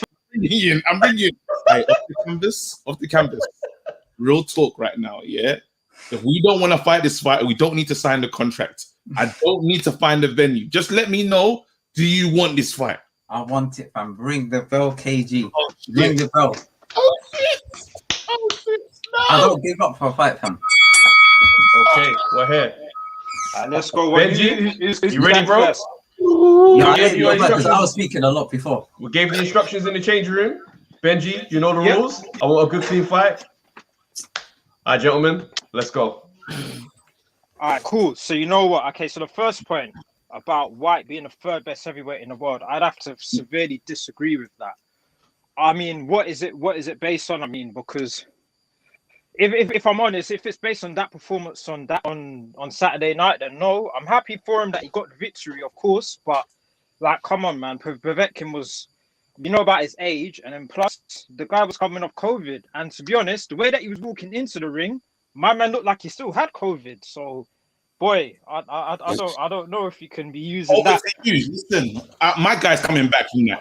Off the canvas. All right, come. Fam, I'm not saying. I was saying this before he fought Povetkin the second time. Yeah, he will. Forget Povetkin walking in injured. Dillian White had a hamstring injury, one leg, and battered him. Yeah, there's no, and also the first fight, he was beating up most of the time until Povetkin came in with a short uppercut as well. So I was saying, yeah, Dillian White is who's actually above him. Let me just say this: where would you rank Dillian White first of all, and who's above him? Let's get him go on. Benji, talk to me. Right, I'd say White. I'm not saying he's not great. I'll put him just outside the top 5. Maybe he can touch the top 5. I'd have obviously AJ, obviously Anthony Joshua, Fury, Wilder. You'd have to put Wilder in there. The guy's been a champion. He's all right. Lost, but I don't think you can take him out after only one loss. He lost the belt, and he's still due a rematch. So, like, based on that, you can't. I don't think you can take him out of that. I'll put him in there, and I'll put Andy Ruiz in there because he's been a champion. He beat AJ, so he'd have to be in there. Obviously, we haven't seen him again yet, but he'd have to be in there. I don't think there's a legit reason to take him out. I mean, canvas respond off the canvas. He's putting a few man. What say you to that, bruv? Fam, Deontay Wilder. People say he's only had one loss. The only reason why he's only had one loss is because he fought almost 40 tomato cans. Dillian White put himself in action, yeah, against some of the best heavyweights in the world, yeah. Top 10. Besides AJ, he's got and Fury, he's got the most top 10 wins amongst the rest of them. The reason why people are analyzing and highlighting his flaws his flaws is because he's challenging himself against the best. That's what happens, man. When you challenge yourself against the best, yeah, you are more likely to see other people's flaws, yeah, against smacking up tomato cans, and cab drivers. Wait, hold on, let him give him a chance. Give him a chance. Benji, come on, bro. He just said to you, the resume is not adding up, bro. You put in Wilder. Talk to me. Show me, son. Resume, all right. There's arguments for that. Man kind of hears that, but at the same time, people use the argument that he fought Ortiz, that he fought an old man. But I don't think White can come with that smoke anymore, because you went 2 fights against a guy that's the same age, G. They're both born 1979, bruv. So come on, I know that people cap with Ortiz. But who was the world champion? They know with Ortiz, they add 10 and 20 years onto man's age. But come on, you fought a guy that's the same age. You both fought people that were the same age, but yeah, the guy had to go. Only one of them was a world champion. He had to go twice with Povetkin. He got knocked out. He got knocked out the first time. I mean, he was winning that fight, but he got knocked out. I need to talk to the judge. Travis, right now, you're seeing the action. You're seeing the action that's happening right now. Both of them, it's a big scrap. I'm not gonna lie. Benji's looking like he's losing a bit of stamina. I don't know how you see it, but that's how I see it. I'll reserve my opinion until the fight is over. Should we give them one more round each? I say one more round, and then we can. Who should go as the impartial judge? Who should like finish it off? You should go. I want to see what Benji has to close this thing out, and then we'll see what off the canvas can come back with. All right, let's go. All right, cool. So with Dillian White, I'm not saying that if he fights Wilder that he can't beat him. I still have Wilder as a favorite, because in White's fights, in pretty much all of his fights, he does go life and death. He is sloppy. I do see a lot of the consistent flaws where he does get hurt a lot in most of his fights. So I'm not saying that's the reason why I would have Deontay as a major threat, because we all know what he does with his right hand. Yeah, we criticize his boxing ability, and I've had the same criticisms, but he's not a world-class boxer, but he's got a world-class right hand, and we know what it does. So yeah, that's the reason why he'd be in danger in that fight. I'm not saying that White can't mix it up. Man's not saying that, but I'm just saying that he's not top 3. All right, listen. That's his closing argument off the canvas. I'm in your corner, bruv. Show me something. Get this man the hell out of here. You lost your last fight, bruv. Are you ready, bruv? Let's go. Jesus, he's not ready. He's muted himself. Okay, there we go. Boom. Deontay Wilder is right hand. Unquestionable, one of the most powerful right hands in the world. But Dillian White has got a left hand, a jab, body shots, bruv, applied pressure, a resume on his record. Bruv, he just knocked out an Olympic gold medalist and a world champion, yeah? And he also beat Joseph Parker, another former world champion. Luis Ortiz, as far as I'm aware, he's not a former world champion himself, yeah? Andy Ruiz, you said Andy Ruiz as well. Andy Ruiz, first and foremost, his claim to fame was beating Anthony Joshua. And Anthony Joshua that night, bruv, I'm telling you this now, that was not Anthony Joshua. That was some next other Don fam. I told you last week. That was Oliver. Yeah, that was some other guy, yeah. This Dillian White would smoke Wilder, yeah. Applied pressure, put him on the back foot, have him against the ropes. Hey, empty the tank, bro. Listen, bro. Empty the tank, bro. Jay Diaz is not helping him, yeah. That suit is not helping him. The clenbuterol, he ain't gonna back him, yeah, bruv. Mark Breedland's not gonna throw in the towel because he's not there, bruv. You're gonna see Deontay Wilder on the floor, scattered, legs out, bruv.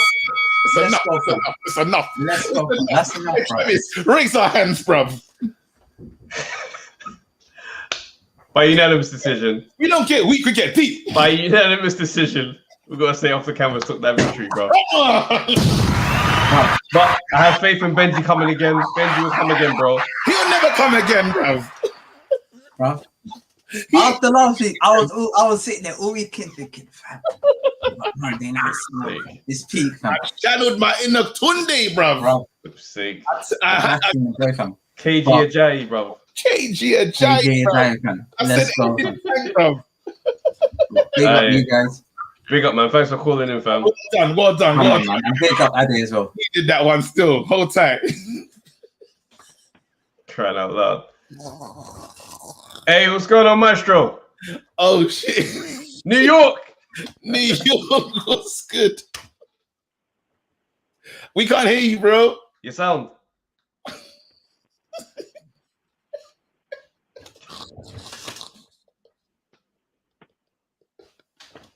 We can't hear you, bro. Go out and come back in. All right. Yeah.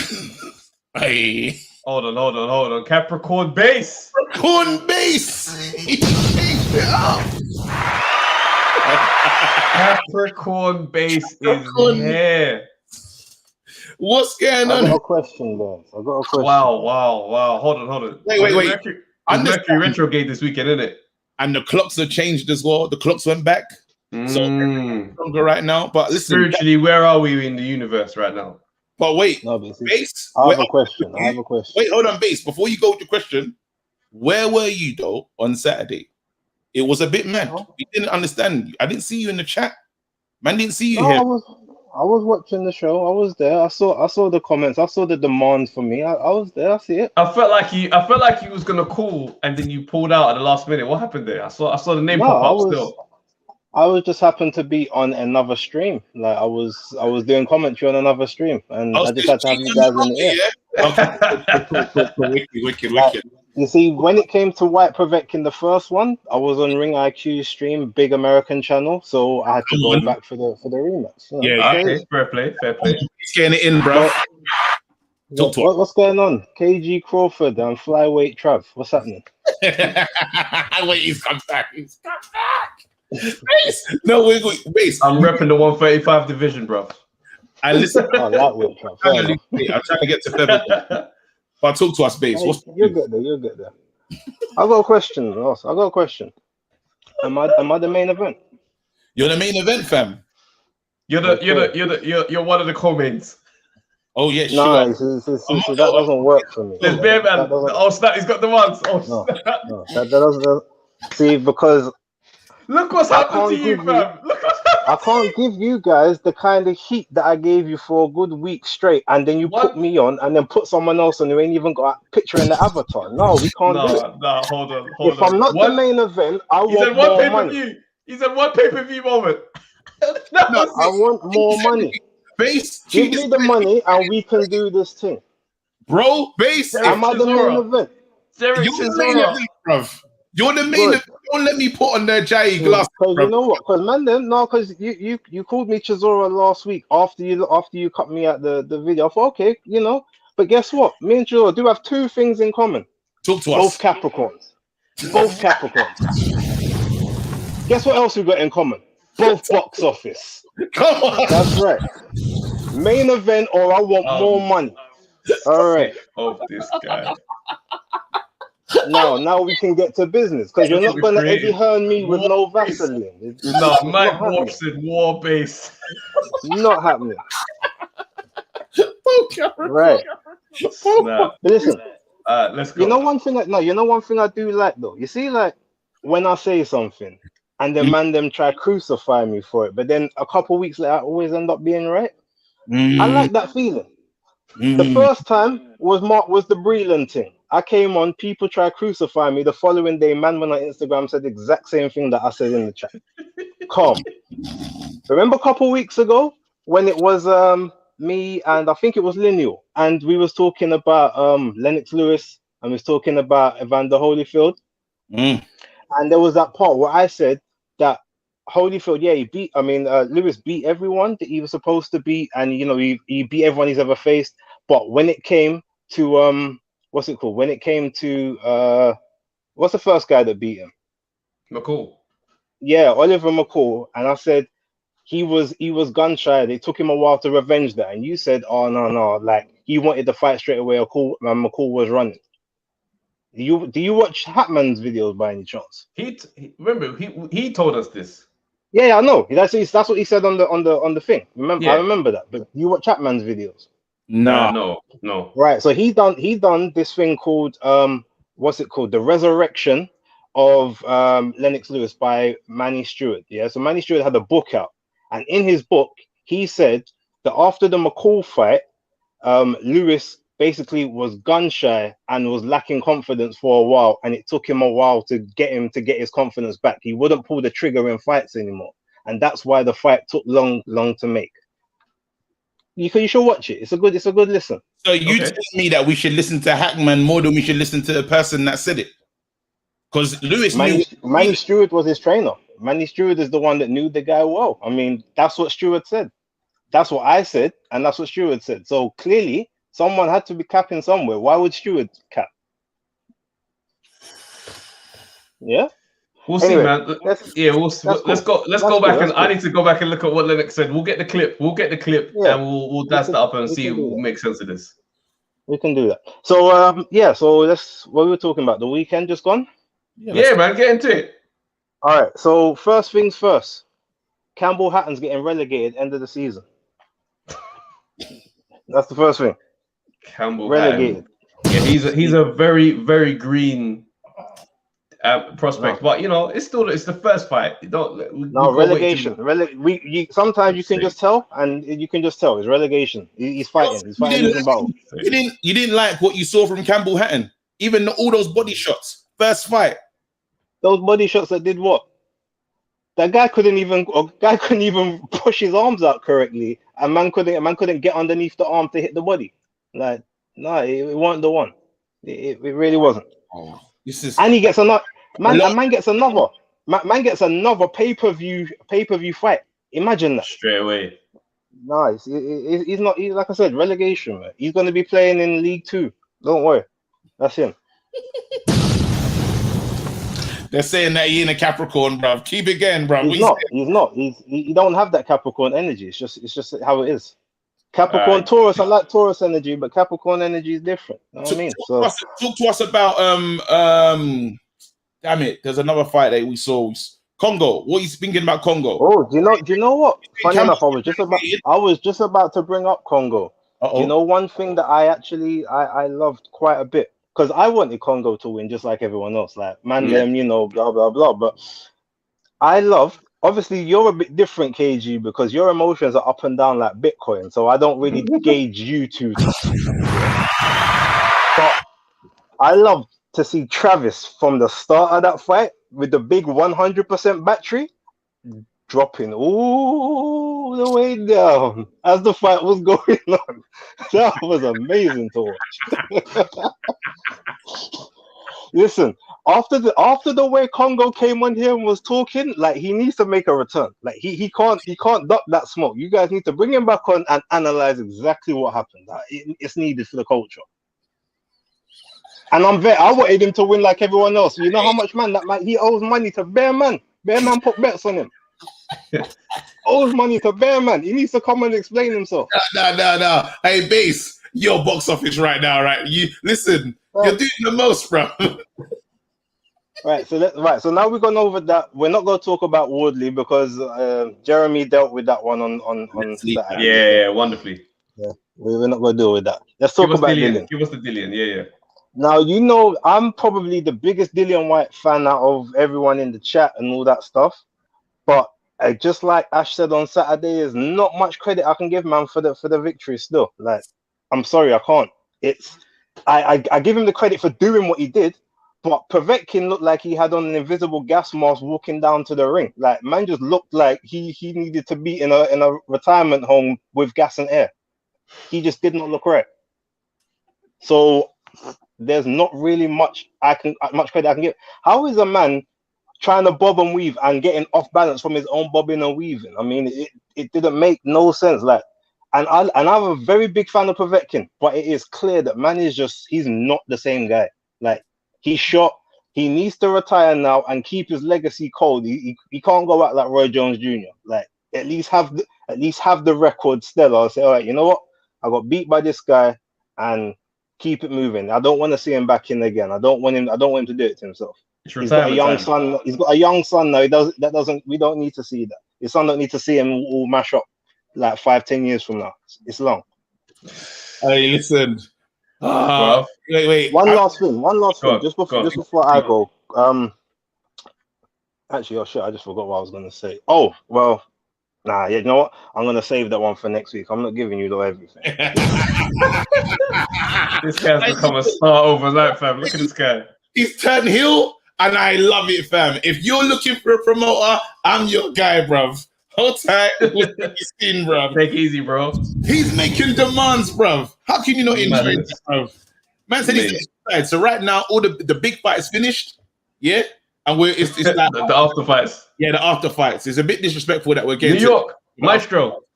What's going on? Can you hear me now? Yeah. We got the sound fixed. I had to switch up the headset, guys. I hear that, man. Anyways, thank you for the show as always. It's afternoon over here, but it's nighttime smoke over there, and I'm enjoying it. Monday afternoon smoke, bro. Yeah. So I gotta agree with what the brethren just said just now. Like I was saying in the chat, White did exactly what he was supposed to do last year in Eddie Hearn's back garden. He just did it many months later, and after Povetkin recovered from COVID. So I give the brother all the respect for getting the KO. I like the way he came back after being knocked out the way he was, but he shouldn't have been knocked out like that the first time, number one. And when I joined in, I could have sworn I heard someone say that this makes him the #2 heavyweight in boxing. Someone called him off the canvas, came in and called him #3. #3, nah. Who you got ahead of him? Off the top of my head, I don't even have him as a top 3 UK heavyweight because I definitely have Joe Joyce ahead of him. I got yes, sir. Joe Joyce, and I'll tell you why. I'll tell you why. Look, we've had this discussion before, but I'll repeat it. Joe Joyce gets a lot of heat because his hands are slow. But what people don't seem to realize about Joe Joyce is he's got very good footwork for a man that size. He gets in and out. He boxes well at angles, and he's got a very good jab. And most impressively, his cardio is tremendous.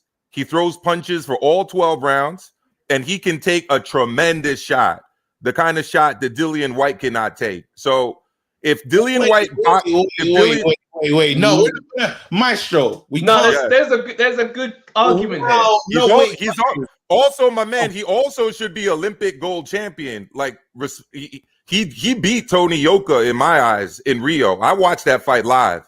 Tony Yoka should not have been given that decision. And he's actually taken on pretty tough competition for the level that he's at in terms of his fights. Look at when he took on Stavern. Bro, right now, the only thing that makes me go against that is the resume. The resume is just not there yet. Bro, the man them in the chat are saying that you're sniffing CBD oil, fam. It's like, I don't know what's going on. That's about to be legal in New York State, but it's not legal yet. It's already legal, because these takes are crazy. Joe Joyce and Dillian we're talking about something different. Right?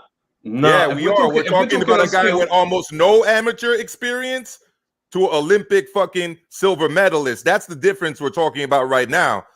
Dillian White does not box like a seasoned professional fighter, fam.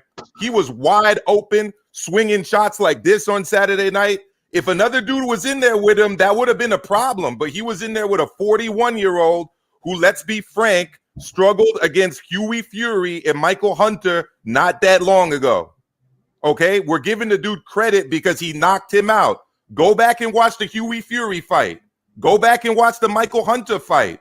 Okay, let's be honest. Like he did not. The only thing I can throw as a retort is the fact that Joe Joyce's resume is not there yet. But if we're talking attributes, then I can't really fault any of this. Bro, AJ's resume wasn't really there before he beat Charles Martin, but we knew what he had because of his size, his physical attributes, his amateur pedigree. Like, what was AJ's record before Charles Martin? But we rated him. Answer this question. Does Joyce beat Parker? Joyce beats Parker. Oh, so you really believe in Joyce? You know why I believe in Joyce? Because believe it or not, size does matter. Believe it or not, this guy boxed all over the world as an amateur. He's seen different styles. And I've seen boxers go at Joe Joyce and not really know what to do with him. He's almost 6'7". He's over 270 pounds. He comes out of capoeira, has all kind of weird footwork, but he doesn't cross his feet, okay? And he doesn't stop punching. One of the major things, guys, you notice that separates heavyweights from welterweights from bantamweights and below. Heavyweights gas out. Povetkin gasses out. Chisora gasses out. Obviously, White gasses out. Even AJ has to box within that kind of 70 to 80% aerobic capacity threshold because he doesn't want to tire himself out. Joe Joyce has got to. He could literally go out and do 5K, 10Ks runs. He does not get tired like other heavyweights. I'm telling you. Look at his punch output. It doesn't stop. I don't. It's hard for me to put Joyce into the mix as of now. I don't think there's enough. I don't think I get what you're saying. No, the resume is the only thing you can say here. But if you look at the attributes, bro, like this is a strong case. It's a case. I'm gonna be real. It's a case that I haven't thought about, and I don't want to go too far because I'm a big Dillian Whyte fan. This is a madness, and I was never expecting this turn. I got to think about it, but currently, if you put those two in the ring, I think we've got someone who wants to join the conversation. So EJ Boxing. I'm a big White fan too. Let me just say this: I lived in Brixton for over 5 years. I used to be at the rec center where brothers were bunning the ganja before and after the workouts, and I've been in the locker room. I've been to Miguel's gym. Man, I was out there when Dillian was an amateur. Like I've been rooting for Dillian to get to the heights he's at. Wait, Maestro, 1 second. I'm just gonna have to stop you right now because EJ, one second. Let me mute you for a second. EJ, get that intro ready. Maestro, I'm gonna be real with you. You didn't know that it was gonna be in a scrap. Yeah, and right now, I know EJ. There's a man. He's Nah, this is the main event. Hey, base, this is the main event. Wait, I don't know what happened. A new main event happened. We're ready. All right, let's go. Let me flip the hat around. Let's get ready for EJ Boxing Live. Yo, give me that smoke. Now, listen. Bruv, you know what, Maestro? Yeah, if you want to do a running contest, then Joe Joyce wins. But we're in the ring, and in the ring, Dillian Whyte is the man, bruv. You know what I mean? He's the man. He's got Harold Knight. Zab was one of the up-and-coming young coaches, yeah. When I look at Joe Joyce, yeah, and I look at him, he's been fighting guys that, in my opinion, yeah, he's supposed to win. But he ain't never fought no punchers. Povetkin, yeah, even the old dusty Povetkin, yeah, he lands a couple of shots on Joe Joyce, he gonna know he's gonna be in a real fight. Bruv, the resume already that says it alone, right? And if your Joe Joyce got knocked out in a fight, who says he's gonna go back to back? Don't guess out, EJ. Don't guess out. I'm gonna pass it over right now. Maestro, respond to that. Right. The thing I'm gonna say first of all is I never seen Joe Joyce stretched out for 3 or 4 minutes on his back. People worried about whether he's gonna recover or not. So he want to talk about running and not running and who's a better runner. Fact is, Joe Joyce never been on his back, let alone for 5-6 minutes with the EMS and the oxygen tanks and everything else. That was Dillian Whyte. Congrats to the brother for coming back. I give him respect. I give respect. Well, hold on, wait a second. This is what I love about. This is what I call revisionist history. This is what I like to call revisionist history. Jennings. Hey, EJ, let him finish. This is the thing with EJ. I love EJ. But my fan, he never let me. He asked the question and then he never let me answer the question. We muted him. Don't worry. Okay, KJ muted me too fast though. KJ muted me too fast. Go. Listen, I'm just trying to get my Don King thing, bro. Guys, I didn't finish. I have to finish though. All right, let me put these two fights apart. You asked the question. I want a clean fight, guys. Maestro. Right. Everyone's getting muted. Let me repeat the rules. I want a good, clean fight, gentlemen. All right. I want parliamentary procedure for this whole process. All right. Let's keep it clean. Bring my boy EJ in, bro. You have to let me finish. Now, I'm going to say to you, who's the biggest puncher that he's faced? Like, Brian Jennings is not a big puncher. That guy's got pillows for fist. Daniel Dubois is unproven as a puncher, right? He ain't proven. All the guys you mentioned, they ain't got no hands. Bro, look who Dillian. Look who Dillian. Yeah, you mumbling by yourself. You can be mumbling by yourself. Dillian, yeah, is faced the punches in the division, bro. He faced Povetkin. You know that guy can punch, yeah? Parker's got a bit of punch in him as well. He's faced all the top punches in the division. Your guy ain't fight no one in there other than Daniel Dubois, but yet you're briding him, and he's another old dusty. Man's coming in with his rep and talking about he's punching. When he faced Dillian White, he's gonna get served up. When Dillian rolled underneath and bangs that left hook on his jawbone, he's gonna know what time it is. Bun shot. You can't even tell me that. I was there. I was on. All right, EJ. I ain't finished though. No. I got one more thing. I've seen Joe Joyce spar my heavyweight in my gym from All Stars, right? I went down to his camp and I've seen him spar. When my guy was lighting him up for 2 rounds, yeah, he turned southpaw. My guy bunny him up. He turned back again. So EJ, empty the tank, bro. I can tell you, right? I can tell you right now. You're over there. You're over there with your eyes popping out your head and your glasses steaming up. I'm telling you right now, yeah. I don't know what you see in Joe Joyce. He's old dusty as well. Man's how old is he? He's nearly 40 as well. He's gonna get served up as well. I'm done. Go ahead. That's right. All right. So let me tackle it. Let me tackle it backwards. Number one, anyone who knows anything about boxing knows that sparring is sparring. I've seen world championship fighters get beat up by amateurs because it was their first or second day back in the gym after a 3-week layoff and the amateur was in tip-top shape. So we don't know what the consequences or surroundings of that sparring were. So let's just keep that to the side. That's number one. Number two, you want to talk about Povetkin's punching power. Why don't we ask Huey Fury about his punching power? Huey Fury wasn't on his back for 5-6 minutes. Why don't we ask Michael Hunter about his punching power? Michael Hunter wasn't getting the oxygen mask and the EMS treatment after fighting Povetkin. So let's keep it real. And thirdly, I'll just keep it short, unlike my man over there. Thirdly, what's up with the revisionist history? Because last time I checked, okay, Daniel Dubois was a heavy favorite going into that fight with Joe Joyce. There weren't any motherfuckers out here in the US, let alone niggas out there in the UK, that were giving Joe Joyce any kind of a shot against Daniel Dubois. Why? Because they were rating his punching power. Now all of a sudden, Joe Joyce TKOs him. All of a sudden, the young brother doesn't have any punching power. That's called revisionist history. I'm gonna leave it right there. Round 2, please. Bro. Ding ding. Hey. Wow.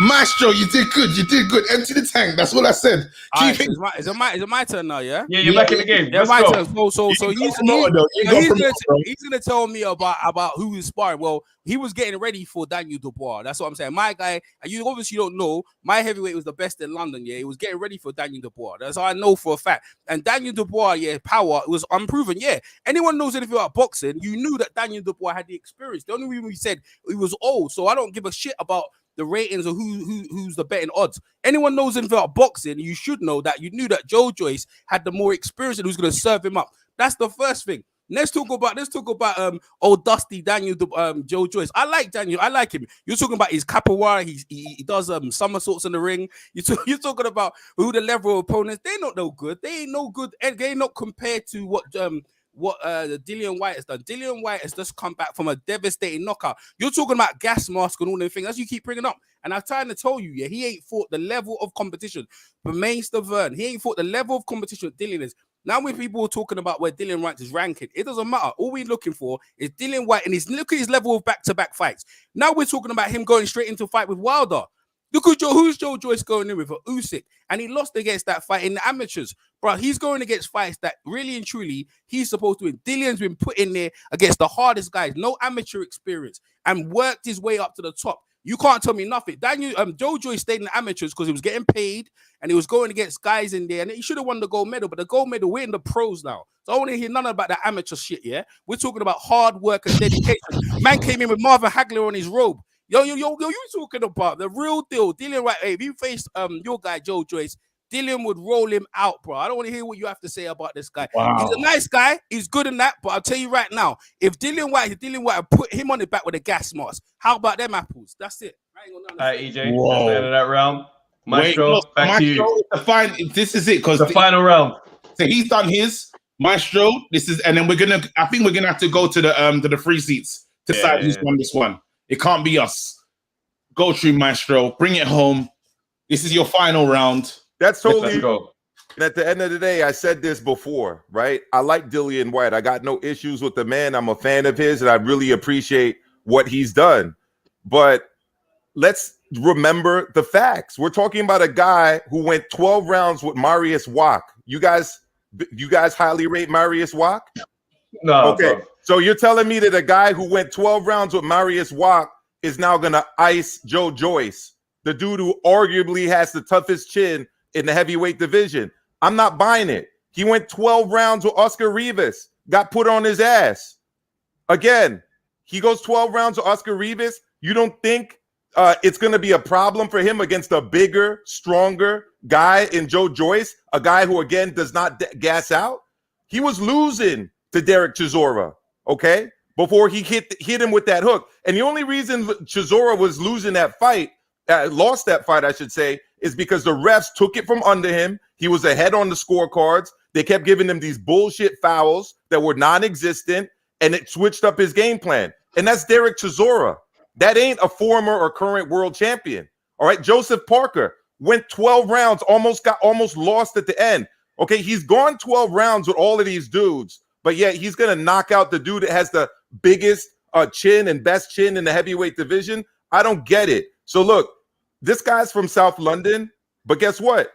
The guy I'm talking about is also South London. There seems to be a really big bias out there in the UK that I don't understand, quite honestly, against Joe Joyce. He's a little bit of a buffoon, granted. He makes me laugh during interviews because of the way he speaks. Also true. But I'm not going to put that in the same category as my boxing analysis and say that a guy who's 6'7", who's got a tremendous chin, is a great athlete with amazing cardio, does not give Dillian Whyte a lot of trouble, given the fact that I've named you 4 dudes that are under Joe Joyce that took him the distance. Not to mention the fact that he got flattened by a guy who went 12 rounds with Hughie Fury, okay? 12 rounds with Hughie Fury. That I'm not rating it, bro. I'm just not. And all respect to EJ, because I respect him. Come to his channel if you haven't already. It was I got to come back. What's going on? He's gonna be short and sniping. It's the final round, bro. I'm being short and sweet. Now he too. So who knocks out Marius Wack? I'm waiting. Who's knocked out Marius Wack? Yeah, that's what I thought. Vladimir Klitschko went 12 rounds. I'll check the stats. I don't need to, because I already know. Vladimir Klitschko went 12 rounds with him. Then let's move on. Let's talk about Rivas. Hold up. Let's do Rivas. Who did Rivas knock out? Wasn't it Brian Jennings? Wasn't it Brian Jennings that Joe Joyce went to Wisted with? Who knocked him out? Rivas knocked out Brian Jennings, and then Dillian went to distance. Just to fact check. He's fact checking. He's fact checking. I've got to fact check the stuff you've been saying here. No, he's got a stoppage. We've got Marius Wack getting stopped by Povetkin. Marius Wack being stopped by Miller. Yeah, but I'm talking about he went to distance with Vladimir. Yeah, but he went to distance with Vladimir Klitschko. What I'm trying to say to you is not easy to stop that guy. When Povetkin stopped him. Povetkin stopped him. Yeah, but what I'm trying to say to you, Vladimir Klitschko went to distance with him, so I don't know why you're trying to take credit of him. So Vladimir Klitschko's rubbish. Furthermore, Oster and I'm not saying he's rubbish. Right, hold up. Let me finish one. Brian Jennings is rubbish. Like Brian I'm not saying any of these dudes are rubbish. Brian Jennings got beat. Brian Jennings got beat by Joe Joyce. Okay, guys. Parliamentary procedure. I ain't finished though. Wait, no, you can't do that, EJ. You can't do that. You're mute, bro. How are you going to allow? Is he trying to mute himself? 1 second, EJ. You'll get your chance to speak. We just need to regulate the room for a second. EJ, what? EJ. Right now, yeah. The man like to interrupt me, and I was on my roll. I was piecing him up. I was piecing him up. EJ, no, you weren't. I was piecing him up. I was piecing him up. Over me. You ain't piecing up nobody. You're not piecing up nobody. You're bringing up Brian Jennings. You're bringing up Brian Jennings. No. I have to do it. Bro, what a fight we are seeing right here. We're gonna let EJ come back in. I know what this is. Hold on. I need to talk to you as a fellow ref. They need to respect us in our position. They need to respect the officials. I said I wanted a clean fight. Yeah. And they went into extra rounds. Yeah. Yeah. They've kept on scrapping after the bell. There's a lot of dirty play happening here. I'm not happy. Dirty play happening. Ref, how are you? Because obviously, we still have to pod. Our job is. I'm good. I'm wonderful, bro. Okay. EJ has actually ducked. No, he hasn't gone. He's gone. I can't believe it. EJ's left. I didn't duck nobody. So listen, he always does this. He speaks over me because I've been on his channel before.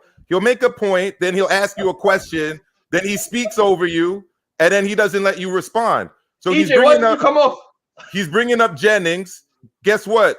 He's bringing up Jennings as a high caliber opponent, but yet who beat Jennings? Joe Joyce beat Jennings. Okay, and I'm not saying any of those dudes are trash fighters or bums. I'll never discredit or disrespect fighters like that. He put those words out there, not me. I just said that they went 12 rounds. Okay, they went 12 rounds with Dillian White, and that if they could go 12 rounds with Dillian White, Joe Joyce is going to be a problem. That's not a crazy argument to make. That's a reasonable argument to make. That's a logical argument to make.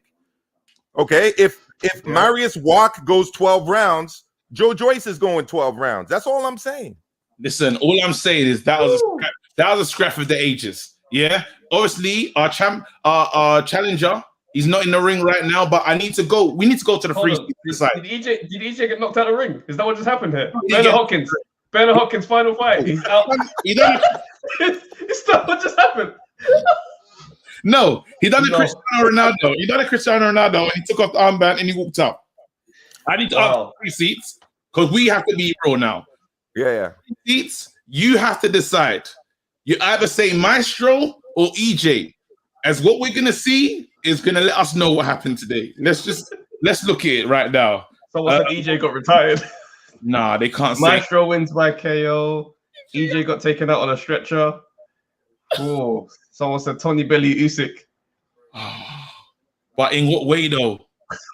EJ fit. You know, landslide Maestro victory. Maestro the points, victory. The judges have decided.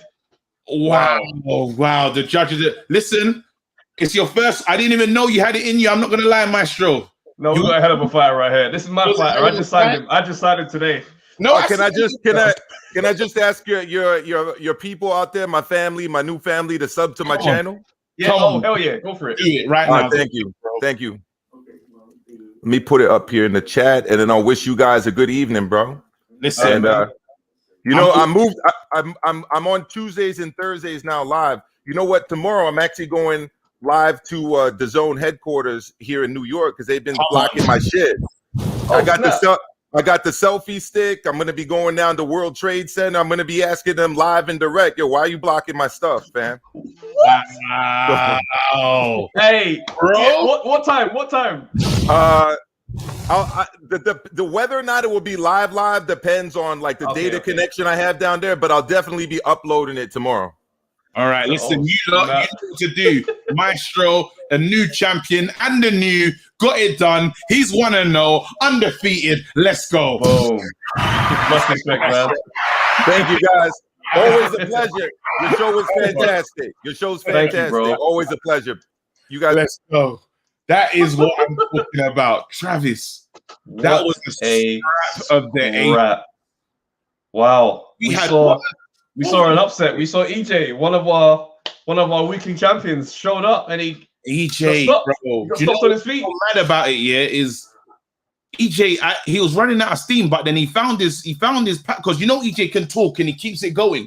Yeah. But when he had the little rest, he came. Do you know what it is? It's when I saw when he started complaining to the ref. He said, "You guys you're getting involved. Why are you stopping me?" That's when I'm like, "Oh, it's unraveling. It's unraveling, EJ." It's all coming undone. There's unrest in the corner. It's all going bad. The game plan's not working. There's no plan B. And we just saw him run. We saw him leave the fight. He swallowed it. He gave us a devoir. He went down on one knee and he let the ref get to 10. And that was it. Bro, he left the webcam. He left the cam. He left the chat. And then he got into the chat and started typing. That let me know that you don't want to be in the ring no more. Crazy. Bro. Very shocking. But Travis, we need to allow it because we've given them 5 hours and 38 minutes. Yeah. When we was putting, I said, nah, this is a classic Monday night. It's been a great Monday night. Everyone that's called in has been crazy. But I looked at the time when Ade was talking. I know. It was 1 hour 15, and I was like, raw, we're gonna do. It's getting a bit nuts. Now it's at 2 hours and 10. So what we say? We're not gonna end with our two classics. We've got a motto. We've got a motto on before. No, because before did his thing, but before has to come again. Before has to come. Yeah. You're gonna have to lick your wins, bro. Wait, we need to allow it, but our motto usually ends the show as normal, innit? Well, you know what? I'll tell you what. You know what? These two guys, Normally we end it with you guys, but today we're gonna do it differently because there's something that you guys need to watch tonight at 10:45. Yeah, and we got an exclusive ahead of time, just so you guys can get a taster of what's to expect at 10:45. I've been asked by a lot of people, would you ever let him go in the boxing ring and fight? Look, I've done that for my kids. I've taken the punches for them, and I would never like to see them get punched in the face, to be honest with you. So, I mean, but if he wants to box, if Xavier ever says, look, Dad, I want to go to the boxing gym, I cannot stop him. I will let him go there and let him pick what he wants to do himself. It's a very tough sport to be in. But like so as a father, I'll have to be there for all my kids. Easier. So I think these next couple of years are going to be hard, and hopefully after that we can relax a little bit more. So my future plans, I think, is probably the last chapter of my boxing career. 1 or 2 more fights I still have in my body, and I still have the energy. Then hopefully call it a day, and hopefully for I'll be ringside for my last 2, and she can watch. I never watch a mere fight ever. I don't even watch after the fight's over. I think it's too tough. Amir Khan's got his reality show 10:45 tonight on BBC. That's gonna be, watch that, because next week we gotta respond to. We gotta talk about this. Cool. So yeah, man. And people, guys, go and subscribe to Maestro's boxing channel. He's interviewing Evander Holyfield's son, Evan Holyfield, tonight. So yeah, man, gonna enjoy that. But yeah, man, big up to everyone that's been in the chat today. This has been a dope Monday Night Smoke, man. It's fantastic. Let me ring the bell. Till next time, people. Have a nice one. For real.